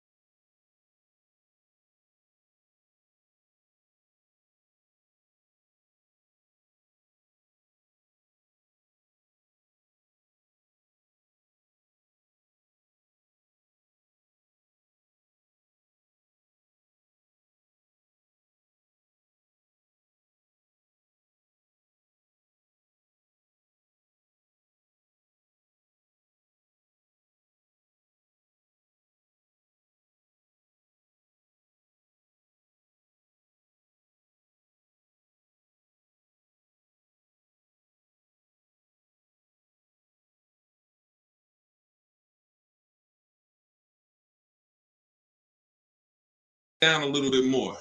Why ask about the MSRP? This question is from TikTok.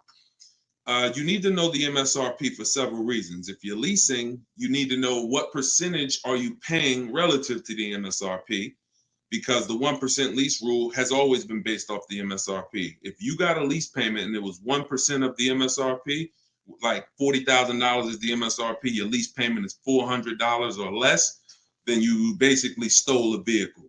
And that rule has been around since the beginning of time. So when it comes to purchasing a used car, you need to know the MSRP, because how do you know how much you're saving if you don't know the original MSRP? How do you know how much you're saving? For instance, I bought a pre-owned Infiniti truck a little over a year ago. I paid 31 and change. I knew that the original MSRP was 54,545. Without knowing the MSRP, I wouldn't know how much I was saving off the original. And that's the only thing that's really important when you are shopping for a used car and you're trying to make sure you're getting a great price. There's other things you got to be concerned. There's 2 main things when you're buying a used car. Got to make sure you're getting a great car. You need a quality vehicle, That has nothing to do with price. Then the second thing is you got to make sure you're getting a below market deal and make sure you're paying a great price for it, in which case you must know the MSRP. Great question. Great question. All right, we got Dolan. Dolan will be bringing in questions from all platforms. We're live on TikTok, Instagram, YouTube, and Facebook. So just start typing your questions, and we're going to get to as many as we can in the hour. And, you know, if you have a follow-up question, I'm just going to try to blitz through. So you can certainly throw up the next question whenever you're ready, Dolan. I'm 8K under. My credit is challenged. My car is in danger of getting repossessed. What do I do? All right. This one's also from TikTok. I'm 8K under. What do you mean 8K under? I'm probably underwater. I'm going to assume that means you're underwater, negative equity. If that's the case, then what you want to do is you want to get the, so you're at negative equity, but then you're also behind on payments. I mean, you got to catch up on the payments. I mean, you could try to refinance. You're going to have a hard time. Negative equity, you can't sell it. If you had positive equity, you could sell it. You gotta make money. It's grind time. Like you know, there's certain things in life where we have bills, and the only situation we can do is pray and go and make money. You know, without money and bills, anyone's going to, you know, and this is a hardship, but this is without money or somebody to help you. I can't think of anything. You have a payment due. So, you know, the best thing you could do right now is to focus on how you can make some money so that you can pay the car. Negative equity isn't the biggest problem. The biggest problem is the car is in danger of being repossessed. If the car gets repossessed, now you got to start over. It's not the end of the world, but you're certainly going to have to start over because you're gonna have a repossession on your credit, and you're gonna have to buy a car with bad credit. I would be trying to rebuild my credit.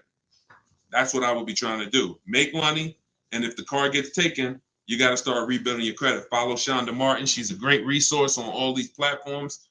And but yeah, man, money answers to all things. Book of Ecclesiastes. So figure out how to make some money, man. Work overtime, double shift, second job, start a business on the side. As long as it does, you got to make some money. Can't make car payments without money. So go ahead, Dolan. Wish you the best, man. Keep me posted. This one's from Instagram. On a 3-year-old used car, what percentage from original MSRP should I be looking at for a price point? It goes by comparison. You should be compared. Without something to compare it to, you won't be able to see the actual, what the discount should be. You need something to compare it to.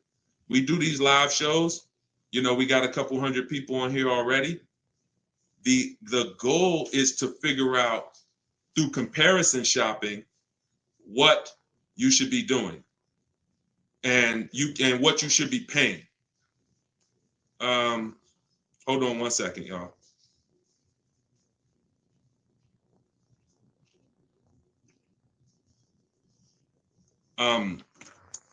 Yeah, so that's the goal. You don't know what a fair price is, what a great discount is, until you are not, until you have other offers to compare it to. That's the problem. Go ahead, Dolan, shoot the next question up. Like, I didn't know that 42% off my Infinity that I got was a great discount until I compared it to the others.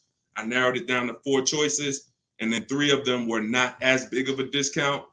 And, one of them was, most of them were in the 30s. This particular one was a 42% discount off the original MSRP. Go ahead, Dolan. Oh, this one's TikTok. How do I get the lease rate down? You always, listen, the only way you're going to get a great lease deal is by comparison offers. You got to get at least 5 offers because 80% of dealers are overpriced. And the only way you're going to see that is by looking at other offers. See, most of the questions y'all are going to find out have to do with you shopping for cars the way you shop for other things in life. You shop for everything else. When we get great deals, it's comparisons. Everything we do is a comparison. Now, the only way you have price assurance is through comparison. and knowing if somebody tells you, we guarantee no one will beat our price, or hey, Walmart says you could buy this item and if you find it at a lower price, you know, we'll match it or we'll beat it. See, that's price assurance. That's comparison. That gives you peace of mind of knowing I'm not overpaying. And the only way for you to bring that same piece, the reason why we're able to, and for those of you, if this is your first time on a live with us, type 1. If you've never been on a live stream with me, type a 1 in the chat. See how many first time people we got. How many people first time? What y'all are going to see is what I'm teaching you to do is shop for cars the way you shop for everything else. Because the way you shop for cars now, you don't shop for anything else like that. Okay, Ronnie, I see you, Stoner Kid. Okay. I see you, Amelia. Okay, Batman, good to see you. Edgar. Okay, Paul, we got a lot of first-time people on here. So what you want to do is start shopping for cars the way you shop for everything else. And we get great deals by comparing offers. Now, some of the people I'm going to introduce you to and the way they've gotten their deals is by using what I'm teaching you. Everything that I teach comes out of my new digital book. It's called Car Shopping for People That Hate Car Shopping. 7 Steps to Saving Time, Money, and Avoiding Dealerships. So in that, I have 2 systems for how we comparison shop. One's for new cars and leases. You got to get at least 5 offers. And some of you are like, Deshone, how do I get 5 offers? Well, you stay on. We're going to talk about that. It's easy to do when it's online, but you won't see how different the prices are. When you see, man, everything seems overpriced, it's because you're dealing with what I call the 80%. Dealers that are the 80% are overpriced. They're going to charge you as much as they can because they don't think you're going to find the 20% dealers that are going to beat those offers. So when you talk about how to get a lease rate down, like you look at somebody like Danielle. This is Danielle's lease. She just got a lease on an Audi not too long ago. $44,000 vehicle. She paid $550, no money out of pocket. She just gave him $550, drove off. No down payment. So a lot of the things you're going to see, this is the reason why I represent the Unlearn, Relearn brand. Because a lot of what you've been using, you got to unlearn. It's not going to work here. But I'll help you do that.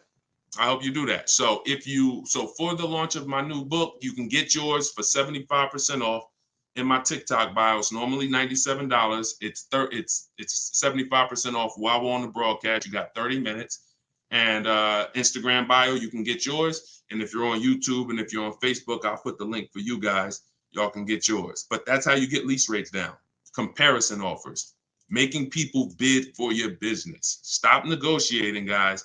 And start making people bid. We'll talk more about that. Go ahead, Dolan. Shoot the next question up. We're taking questions from all platforms, Facebook, Instagram, YouTube, and TikTok. And could everybody who shares invite somebody? If you're a sharer, I appreciate it. I always give, we're trying to figure out something special we could do for the sharers because there's nothing, I told y'all, inbox me. If you got ideas, what could we do to reward or come up with something for the sharers? Because you guys are the people who help us spread this message. I appreciate all the new people, but I want to do something special for the sharers. Please DM me ideas of what we can do because we want to make it a regular part of our broadcast. All right, I see you, Sharice. Thank you. All right, go ahead. This one's from TikTok. Can you ask for additional discounts since you're an educator? See, the problem is if there's a rebate, then you'll get it when you reveal it. If there's a first responder rebate, you can't depend on a dealer to tell you about it. Some of the 80% won't tell you about it. Some of the 80% won't give you the whole thing. If it's a $1,000 rebate, maybe they'll tell you it's $500. We don't trust the 80%. When I was in the dealerships, I saw how the 80% moved. The 20% are the people those are the people you have to find. It's not, you can't just walk in. You don't, unfortunately, there's 17,000 new car dealers in this country. They don't have labels on them. There's not one that say, we're the 20% that beats everyone. You have to find them and you need a great a bidding system. You can do it manually by phone, or you can do it my way by email, copy and paste. So, but you're not going to, it's like people who said, well, I have a GM, I get a special price with Ford. I get a special price with General Motors. You can't depend on the dealer you're dealing with to tell you the special price and to tell you the rebates if they have them. The only way you're going to see it is by getting at least 5 offers, and then you'll be able to reveal who gave you the real offer. It's unfortunate, but it's actually better for you, because when who's not a good negotiator? Type not me if you are not a good negotiator. Just speaking honestly, you're not a good negotiator. It's not your thing. I consider myself to be pretty good, and I won't do it.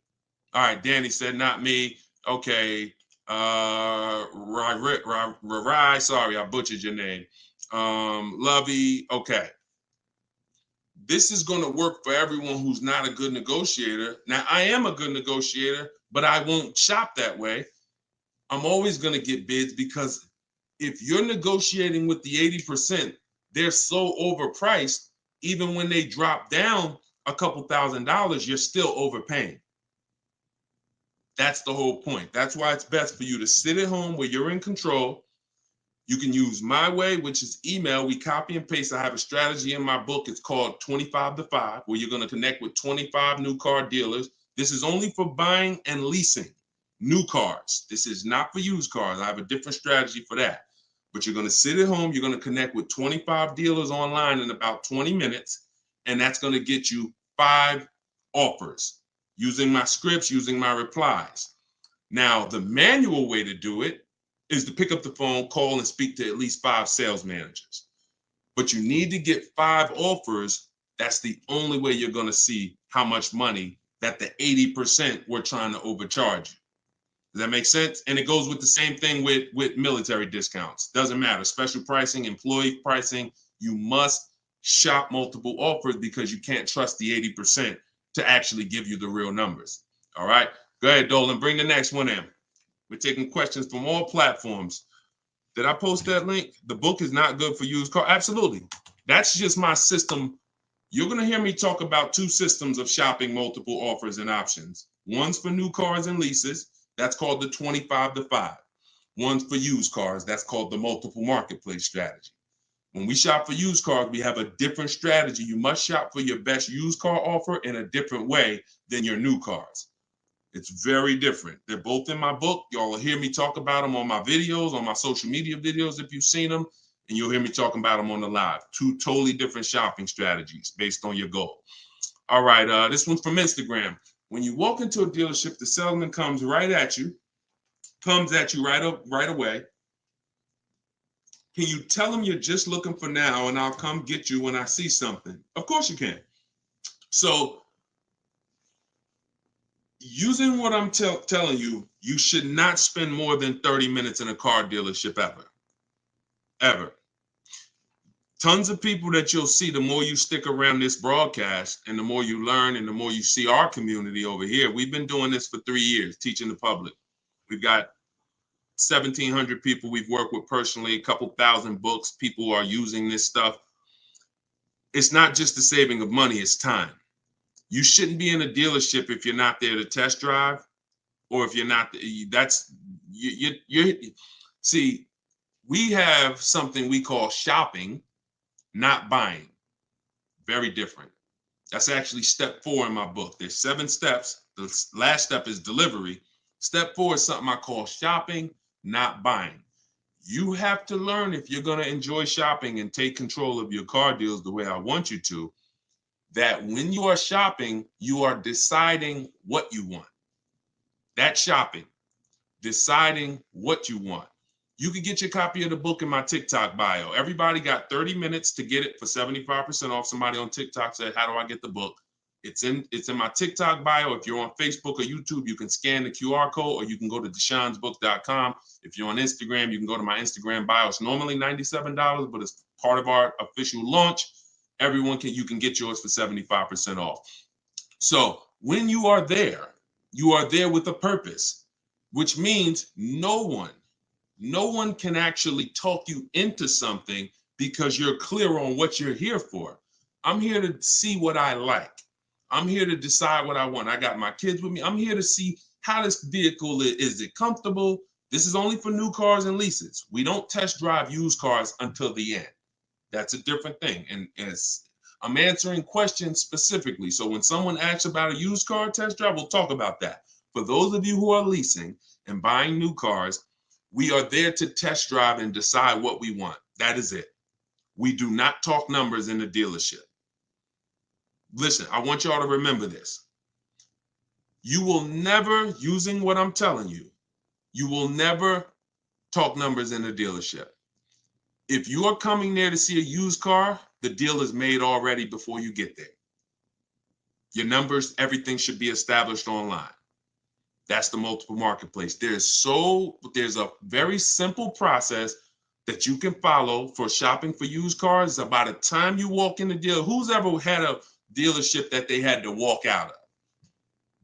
If you've ever had a dealership where you had to walk out of, type me if you've ever walked out. Somebody wasted your time. Somebody tried to, whatever. You went there and you're like, man, I'm leaving. This isn't good.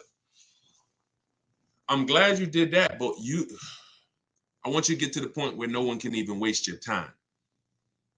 That's what I want you to get to, which means every time you walk in a dealership, for a used car, the deal is made. You're just there to test drive it, verify everything you did online. We'll talk about this. And then you're taking the car or you're locking up that deal, not taking it because, you're locking up the deal. Now, with a new car, you are there to test drive only. I'm deciding what I want. And here's look, you got to be able to ignore this. Let this stuff go. Hey, can I talk to you? Hey, let me just show you these numbers. Hey, we got some real good deals this month. Hey, you know what? Have you seen the specials? Hey, we got a special price. Hey, we're taking off Hey, we're paying over $2,000 for people's trading. Hey, we're buying old leases back. All of this stuff, it got to just be, that junk got to go using what I teach, because that stuff works for other people. It probably has worked on you in the past. Now, you're not going to let people throw you off this agenda anymore. You are literally there to shop, decide what you want, and when you take your card, take the salesperson's card. When you come home, if you like that vehicle, we will be purchasing it and getting multiple offers from home, never in the dealership. Everybody clear? If you're clear on that so far, type clear. Everybody clear on that? Clear? All right, I see you, Dave. Yep, I see you, Danny. All right, go ahead. This one's from Facebook. Carla said, my granddaughter purchased her first car in November 2023. She wanted to lease, but was told she was too young. She's 20. How can she transition from a current car note to a lease car when she turns 21 next year? Great question. Who has a car that they're thinking of replacing? You have a car now. You're thinking about replacing that car. Could be a lease, and you have to replace it. Could be a car you own. Could be a car you're financing. So the first step in my book, it's called 7 Steps to Saving Time, Money, and Avoiding Dealerships. Car shopping for people that hate car shopping. First step is the most important question. We must know whether we're going to lease or buy. You have to see that as the foundation of your car deals. You cannot get a great deal when you should have leased, but you bought. It is impossible.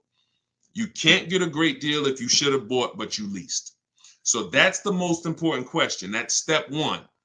How many years are we keeping the car? Now, after that, here's what you do. You guys who have a car you have to replace, including this young lady, Carla, she asked, you must do an equity assessment. This is step 2. Equity assessment is going to tell you, can you get out of your car clean?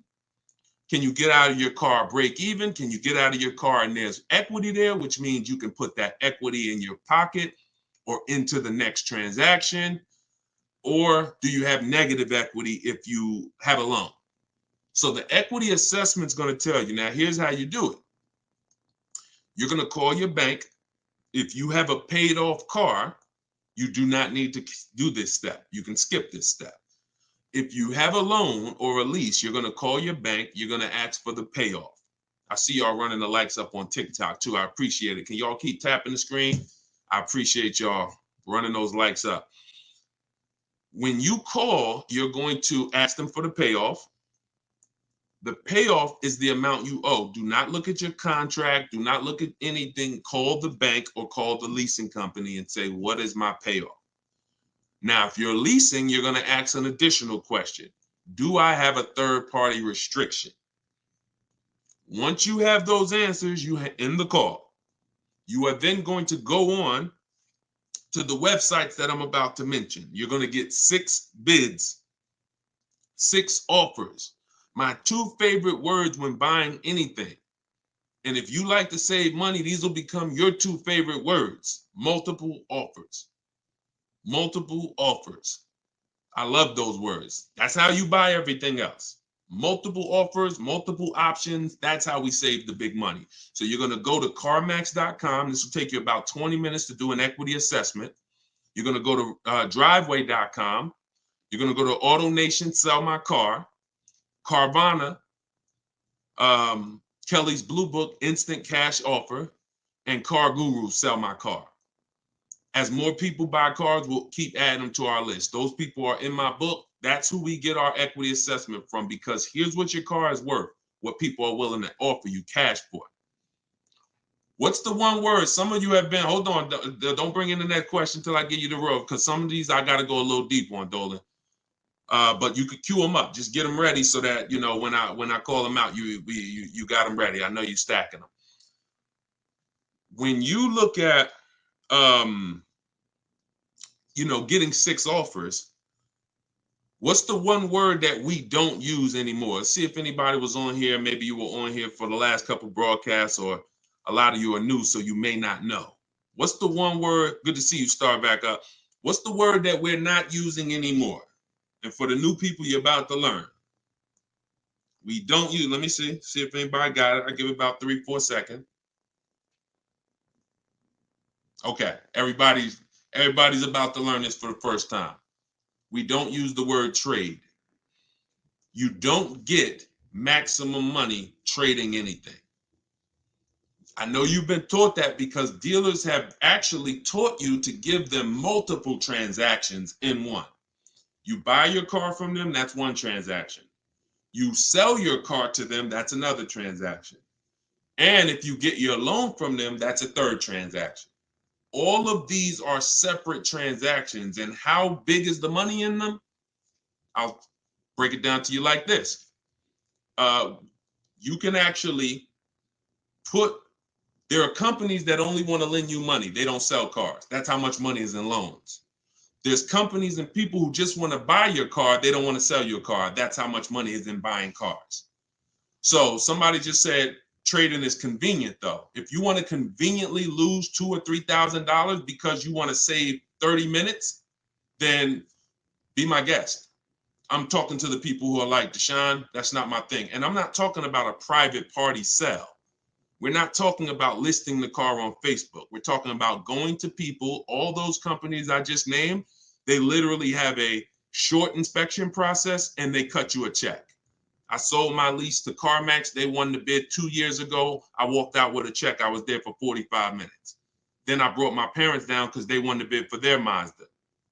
They taught you that, oh, anything else besides what we're telling you to do is going to be hard. You know, like, oh, you might as well just give us all the business because, you know, anything else is going to be just hard. Meanwhile, what you're putting yourself through is hard. So that's how you do the equity assessment. Now, if you do have a lease, when you go on those websites, there's a question there. It's going to say, is the car owned, financed, or leased? You want to put owned because you just want the true value. And when you put lease, it triggers something on their websites. Don't worry about that. If you don't have a third-party restriction, you can sell direct to anyone. If you have a third-party restriction, you're going to take those offers, and then we're going to call used car managers because the third-party restriction does not say you can't sell. It says you must sell to a brand of the same dealer, a dealer of the same brand. So if you have a Nissan, you must sell to a Nissan dealer. Here's what that doesn't mean. Go walk into one Nissan dealer. We get bids, we speak to at least 3 to 5 used car managers, we get bids. Are y'all starting to get the sense that everything we do is a bid? And the only way you're going to see how much money you've been losing by not getting multiple offers is to get multiple offers. Everyone I've been working with says, Deshone, there's no way that I would have known how much money was in these car transactions until I started getting multiple offers from home. We don't do this by getting in our car and driving from place to place. We do this by sitting at home and using what online. Shoot the next question in. All right. And we're taking questions from all 4 platforms. So just keep typing them. We'll get through as many as we can in the hour. Erica, this one's from YouTube. I purchased a used vehicle from the dealership, and 2 weeks later they called me and asked me to bring it back because the previous owner wanted it back. Can they do that? Mm, mm, that's a nightmare. Mm.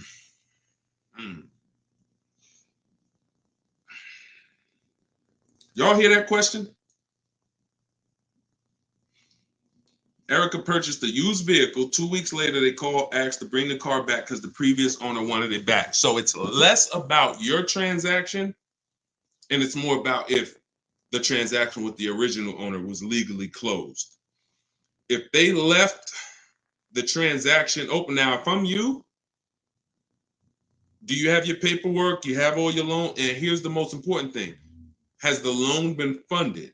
Is there a new loan attached to that vehicle under your name? Are they in the process of registering that vehicle under your name? Now, here's where you could be dealing with the crap that the 80% of dealers who are scumbags. This is what they do sometimes. They'll take a car from a customer. They're waiting for the title. They technically don't have the legal right. They have the legal right to sell the car, but there's a loophole there probably because they haven't gotten the title from the owner. And if the owner comes in and says, you know what, I changed my mind, and the owner's holding the title. But what I would do if I'm you, somebody got to call me. I want to look at your paperwork.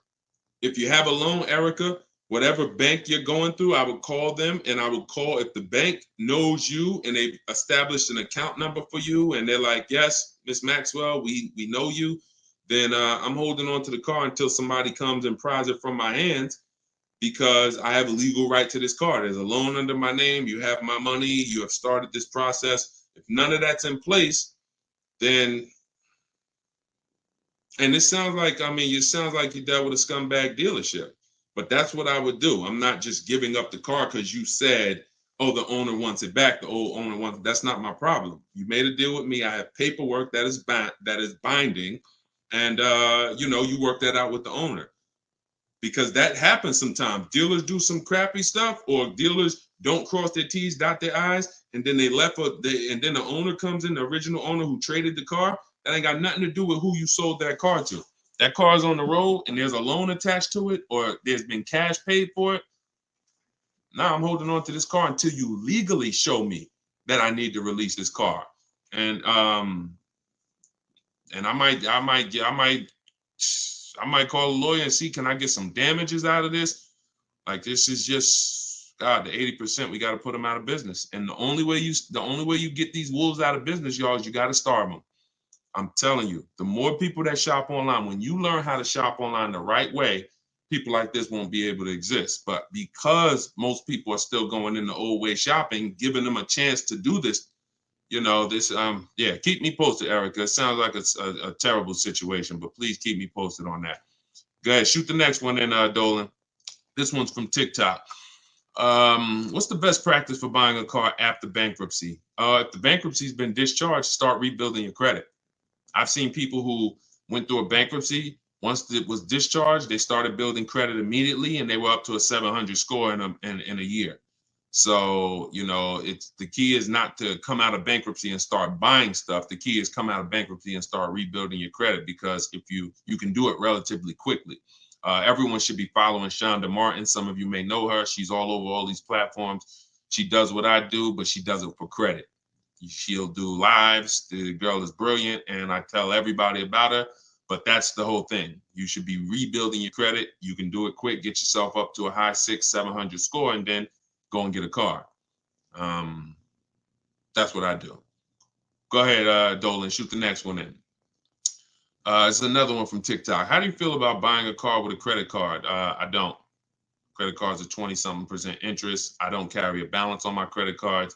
Shonda doesn't recommend carrying a balance on her credit cards because the interest is exorbitant, and we would never buy a car with a credit card under any circumstances. Instagram. How do I keep my credit score from taking a hit each time I shop for a vehicle? Okay, good question. Let's go into detail on something I call the bank bidding war. Okay, this is something that I'm sure, unless you guys have been on here before, you've probably never heard. So you heard me say everything is a bid, right? So the same way we make dealers bid for who wins our business, who's going to sell us a car, same way we make the companies bid on who's going to buy our car, that's the same way we make banks and credit unions bid. 1 point on an interest rate on a $30,000 loan could be $1,000. So we're looking, so we take interest, we take shopping for car loans as serious as we take getting bids for the new car. There's thousands of dollars in loans. Remember what I said about 15 minutes ago? There's people who just want to give you a loan. That should tell you there's a lot of money in loans. They don't sell cars. So if there's a lot of money in loans, you're going to see this isn't about relationships. You're either going to be a relationship person or a money person. If you want to be a relationship person, type R. That's going to cost you money in what I'm telling you. If you want to be a money person, if you want to save all the money that you should be saving, type M. That's going to come at an expense of relationships, because your bank is not your friend. They're in the business of making money. All right, I see you, Jennifer. I see. All right, a lot of people typing M's. Listen, if you used to go to dinner with your car salesman, invite them to the barbecues, that's going to change when you start getting bids. Unless he just wants to compete. If he's willing to compete, then it won't change. But going back to what Cindy's asking, how do I keep my credit score from taking a hit? So there's a way you do this bank bidding war. There's 3 rounds to it. 3 rounds to it. The first thing we're going to do is check to see, are there any special interest rates for the car we're shopping for? Because if the bank is offering you 0%, 0.99%, this will only come from the company that makes the car. This won't come from a bank or a credit union. When you see 0%, 0.99%, it's like a finance rebate. It's like they're incentivizing you to finance, giving you very cheap or free money to use. No bank can compete with that. So the first thing you're doing, whether you're shopping for a new car, used car, is checking there. That's round 1 of the bank bidding war. Because if you do see that, there's no other reason to let anyone run your credit. That's what I'm getting. I'm going to get the 0%. I'm going to get the 1.99. Now, if that doesn't exist, now what we're doing is we're shopping for our car, and we're going to lock up our car, get our offers. No one needs your credit. When you're getting offers the right way, no one needs your credit to give you an offer. That's a lie. Deshone, they told me they did. They lied to you. What I tell you about the 80%? The 80% lie. Straight face. Look you in the eye. So we're going to get our offers. Once we find the best offer in the market, we reserve the car. We take that buyer's order. We come home. And now we're going to let tons of people run our credit. Isn't that going to make it go down?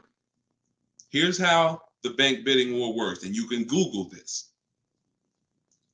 The credit bureaus allow you to have multiple people run your credit within a finite period of time. Experian has an article on this. They say between 14 and 45 days. If you're letting all these people run your credit within this period of time, what it looks like to the credit bureaus is you're rate shopping. You're rate shopping. They're not going to penalize you for rate shopping. They will penalize you from going to dealer, letting this dealer run your credit, letting this, oh, I'm trying to buy this Chevrolet. Oh, let run my credit. And then here I'm at a Nissan dealer. Okay, I'll take the Nissan Altima, letting them run your credit. You'll be penalized for that. That is not what I'm telling you to do. I'm telling you, don't do that. So when you get your car, you're bringing that home, and you're going to call your bank. You're going to now call your credit union or go on their online portals, and you're going to go to every online lender. I have some listed in my book, Lightstream, Community Credit Union, and you're going to let all these people make offers for you. Because who's seen a case? This is another reason this works so well. Who's tried to reach out to their bank or their credit union to get a rate, and they say you have to have a car first? Who's had that happen? You're trying to get a rate, and they say, well, we can't give you a rate. We need you to give us the details of the car first. So now you're trying to make up what you think you're looking for. Yeah, I'm looking for. No, it's because it's not designed to work that way. It's designed to work where you get your paperwork, get your buyer's order, has all the numbers on there, has the year, the make, the model, what you're paying, how much you need to borrow, and then you're calling your banks and credit unions.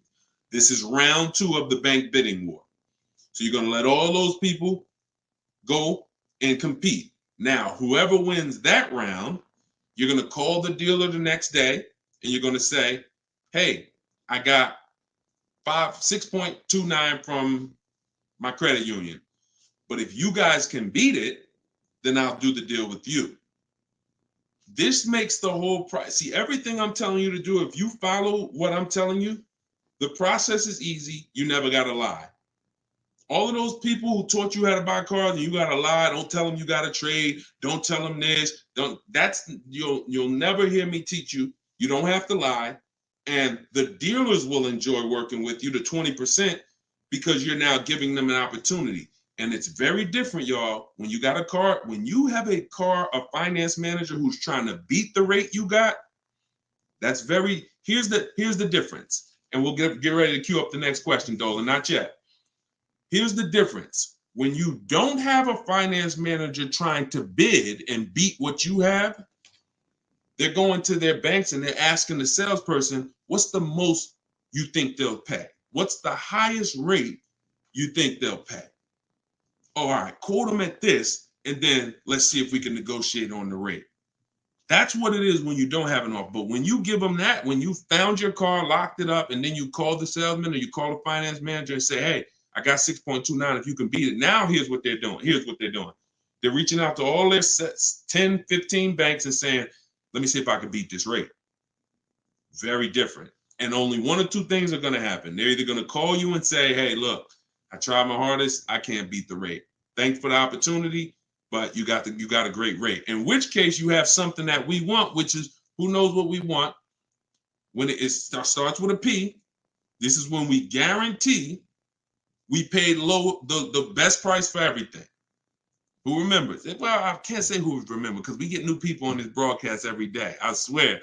All right. Price assurance. So when y'all hear me say price assurance, what that means is you don't drive off anymore hoping you got a good price. Talking to your spouse, hey, you think we could have did better? You think this interest rate was too high? Could we have got a better interest rate? No. Price assurance means you guarantee you couldn't have paid a lower price for the car. Nobody could have paid because you got bids. Nobody could have gave me a lower interest rate because I got bids. Nobody could have gave me more for my old car because I got bids. That's the only way we get price assurance. And all of this is done while you sit at home. So this is in my book, Car Shopping for People That Hate Car Shopping, 7 Steps to Saving Time, Money, and Avoiding Dealerships. If you want everything I teach in one spot, it's there. You can get your copy for 75% off. It's normally $97. And you can go to my TikTok bio. It'll be in your inbox in literally 5 minutes. The reason it's a digital book too is because things change. Vroom just went out of business a couple months ago. They used to be one of the people who competed for our business. If you guys had, your book and you had bought it and then it was a print book, because some people say, Deshone, is it in print? This is the reason, one of the reasons why it's not. If Vroom is in that print book, what happens? Now I got to jump on live and say, hey guys, volume 2 of my book is out because things have changed. Get your volume 2. I don't want to do that. You get this one time, and then I update it when Vroom went out of business. I updated the master file.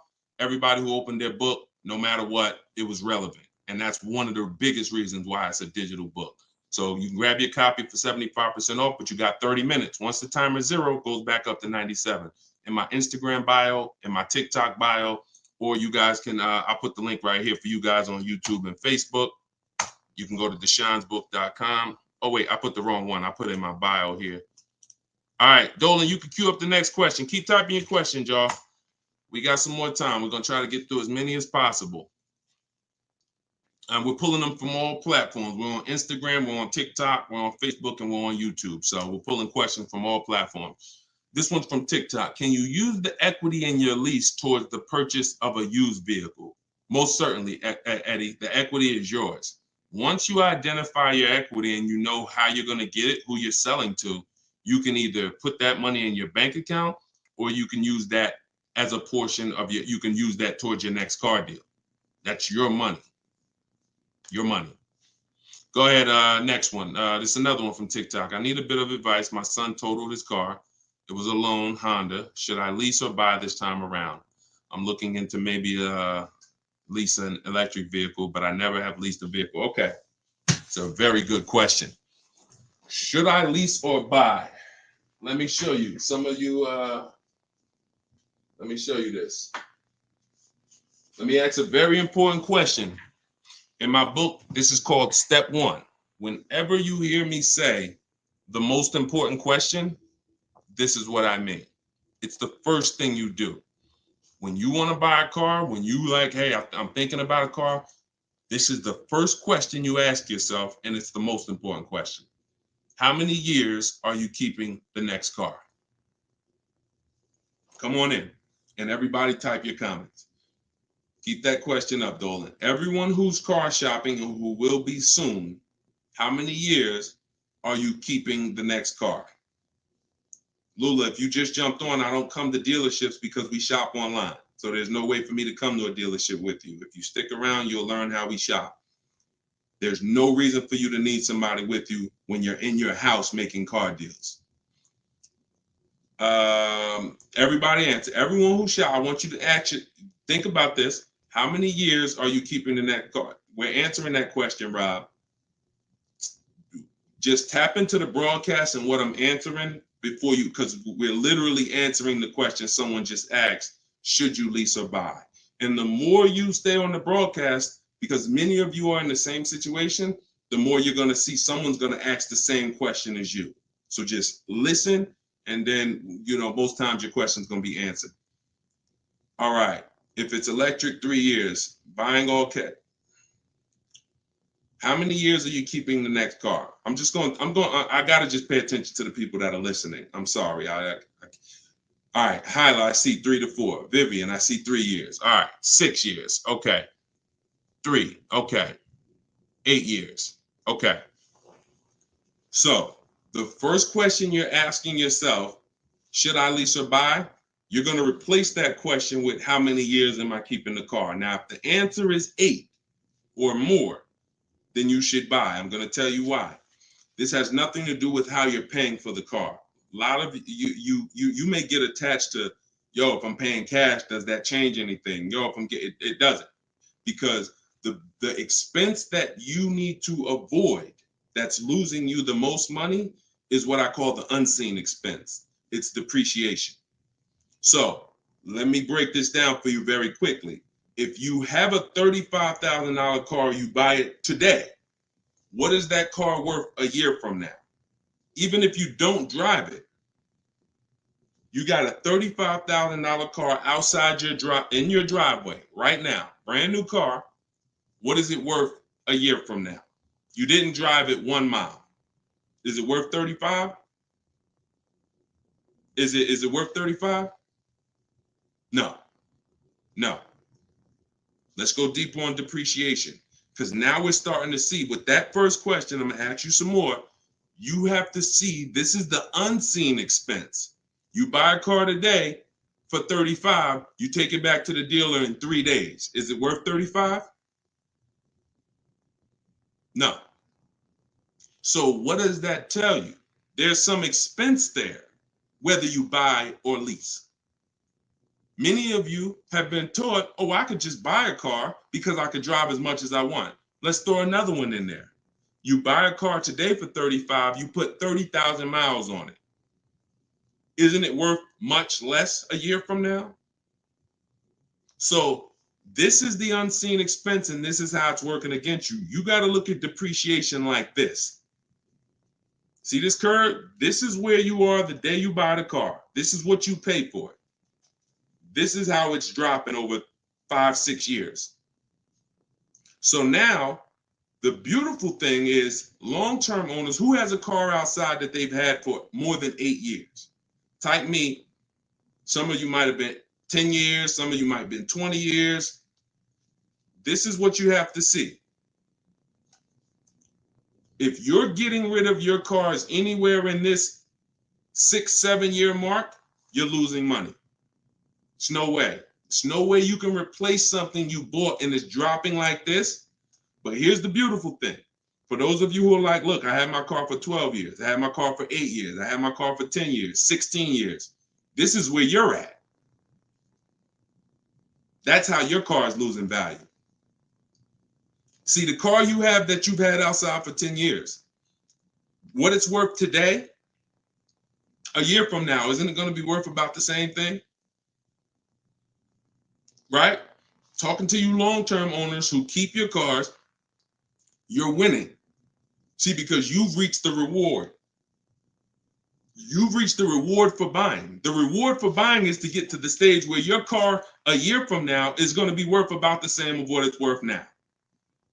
Now, that's when you should be buying. If your goal isn't to get to that level, you should not be buying. You should be shopping for lease deals. Because there's only 2 ways to beat depreciation. What I just said, and some of you might be saying, Deshone, I can't, I'm not keeping a car that long. You should not be buying cars. You're not getting to that level. You're not getting to the winning. The winning is that. Got a car outside, paid off, barely losing value. It was worth $9,500 last year. It's worth $9,000 this year. That's the reward. Now, for those of you who are on the other side, if you're on the other side, you should be leasing. And I'm going to show you how drastic it is of a difference when you should be leasing, but you're buying. I'm going to show you that there's no way for you to get a great deal if you are buying when you should be leasing. Look at somebody like, let's pull up, we talked about Danielle earlier. Look at Tope. Tope got a BMW, $54,000 vehicle. Now, some of you know, every $5,000 on the price of a car is how much per month? Every $5,000 on the price of a car is how much per month? It's not 7 years, so it's always 8 years. See, in my book, it's something called the 8-year rule. If you're not keeping your car 8 years, you should not be buying. Okay, good. I see a lot of you are tapped in. Every $5,000 is $100 a month. So when you're looking at a $50,000 car, you should be thinking that's $1,000 a month payment. What about the down payment? Forget about the down payments. Down payments have nothing to do with the deal. We are just talking about boundaries. When we look at a $50,000 car, $1,000 a month, 5-year loan. $20,000 car, $400 a month, 5-year loan. Every $5,000 is about $100 a month. Now let's look at Tope's deal. Tope got a $54,000 BMW. She's paying $756 a month. I'm going to prove to you right now that if you should be leasing because you're a short-term person, you are not keeping your next car 8 years. You're not keeping your previous cars 8 years, yet you bought them. I'm going to show you how much money you've lost listening to people that told you shouldn't be leasing. And we're going to correct that. So Tope got a deal, shopping multiple offers the way I teach. She got multiple offers. She got $690 a month. That's a 1.26% lease. $690 on a $54,000 vehicle. So let's say we're going to break down real quick 3 different ways to get this vehicle right here that she got. One is the way she got it, leasing, because she's a short-term person. Now let's say somebody says, Deshone, I'm going to buy that car. That person buys that car. Let's say they get an incredible price and they save $10,000 off a brand new BMW. Okay? I want to show you that even with extreme cases of big money, I could teach you how to get the best price on the car, but it's not going to change. If your deal is on the wrong foundation, you can't get a great deal. So let's say somebody walks in right after Tope. They look at her car, they see her driving off, and they're like, man, I want that same car. All right. And they end up saving 10 grand. So they buy it for $45,000. Taxes, fees, probably put them up around 48. Every $5,000 we said is $100 a month. $48,000, that's a $950 payment, y'all. 5-year loan. No money down, because Tope put no money down. So we're comparing putting no money into these deals. When you start putting no money into the deals and looking at them, you're going to clearly understand them. Sometimes people use down payment money to confuse you. $690 a month she's paying, they're driving off paying $950. No way. Now a third person comes in. Man, I see those two people just drove off. You got that car used though? Can I get a used one? I don't want to buy a new one. I don't want to get a new one. I know that's going to be expensive. What do you think a brand new vehicle that was $54,000 brand new? What's a good price of that vehicle used, y'all? What's a good price used?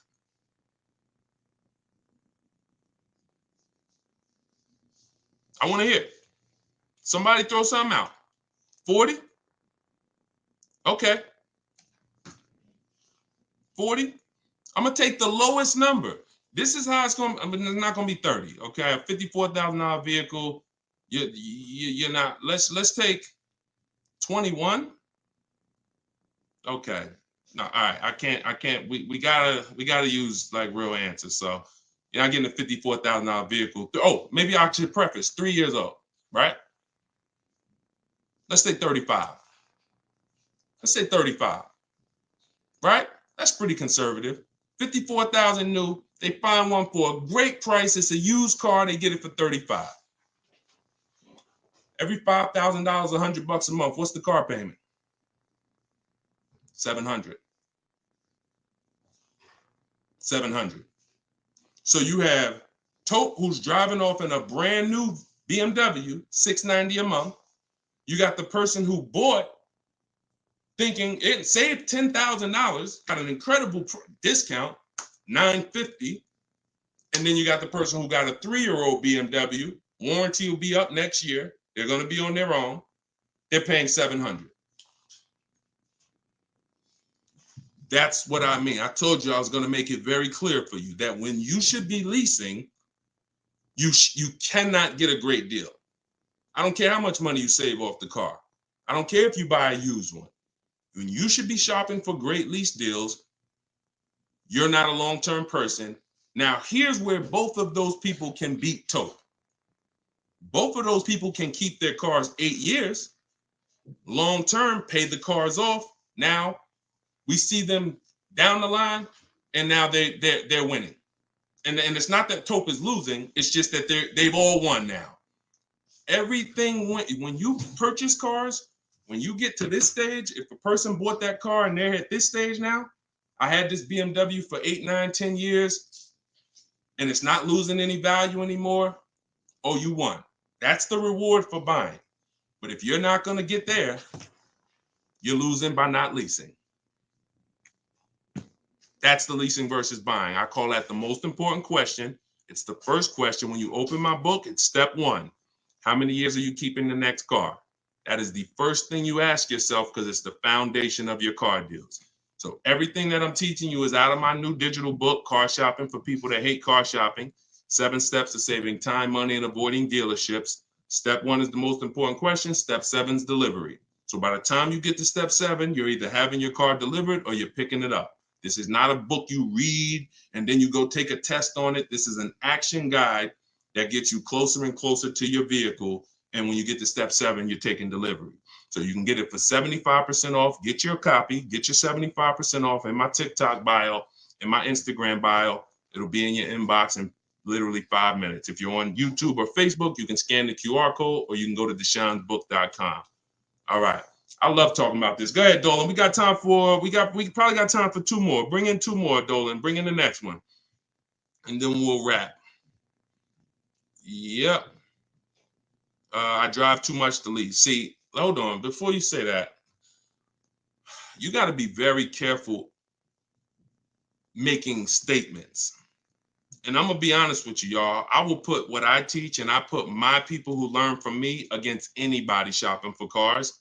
Because once you get this and once you get how to shop, you'll be able to do this in 60 minutes. You'll be able to get great car deals in 60 minutes. But in order for you to win, the best thing for you to do is ask questions here, not make statements. All right. This one's from TikTok. Can you use the equity in your lease toward the purchase? Oh, yeah, we got that one already, Dolan. We did that one. Shoot the next one up. This one's from Instagram. How do you compare car prices if the model has different options and packages? Are you talking about new cars or are you talking about used cars? Let's just break down them both. How do you compare car prices if the model has different options and packages? The way we compare lease offers, we look at them from percentages. See, prices can change, but percentages don't. If I got a $40,000 vehicle and I'm paying under 400, that's a 1% lease. We call that a steal. If somebody offers me a $42,000 car, if it's 1%, then that's $420.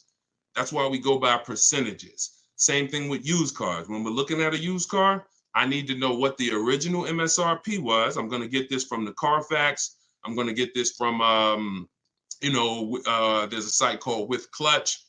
Carfax has an agreement with a couple manufacturers where they have the window sticker there. So I'm going to get I'm not going to buy a used car, and I would never recommend you buy a used car without knowing the original MSRP, because we want to look at the discount percentage. So example, my Infinity truck I bought, it was $54,000 brand new. The other three that I was looking at, one was 52, one was 48, one was 46. So when I compared the discount off of the new price, this one had the greatest discount off the new price. Therefore, it was the best offer. And that doesn't matter that it had more options than everything. It also had a greater discount percentage wise. That's how we compare, no matter what prices are being thrown at us. When you learn to look at things percentage, and I have calculators in my book. I have ways that we make offers. I have calculators that I've invented, online calculators where we plug in all our offers and then it spits out the counter offers that we should be making. All of that is in there. Like there's more stuff in the book than I could ever describe on this one live stream. All right, go ahead. Cue up the last one. Pick a good one. TikTok. Listen to him. He got me a check for $4K for my lease car. I said pick a good one. You picked a good one. Listen, a lot of people, and I'm glad. Congratulations on that. A lot of people didn't even know you could sell leases. If you didn't know you could sell a lease, type a question mark. Be honest. If we're honest here, this is how you're going to win. Because at some point, this person right here who just said I got 4K selling my lease, at some point, they didn't know you could sell a lease. But once they discovered it, they're like, okay, I'm going to tap in. I'm going to follow what he says. And that part of their transaction's 4,000 richer. Forget what they bought. Forget how much they got off the car. Just that part is 4K. So all of you who said I didn't know you could sell a lease, think of how much money you have left on the table returning leases to dealerships without doing an equity assessment. So we must do it. So I'm very big on getting this information out. Y'all can get it any way you want. You can go through all my social media videos. As you can see, those videos are made for different types of people. Some of you are high mileage drivers. Some of you are, going to be leasing. Some of you have negative equity. Some of you are going to be purchasing new. Some of you are going to be purchasing used. Some of you are going to be paying cash. So you can go through the social media videos and piece the ones together that's for you.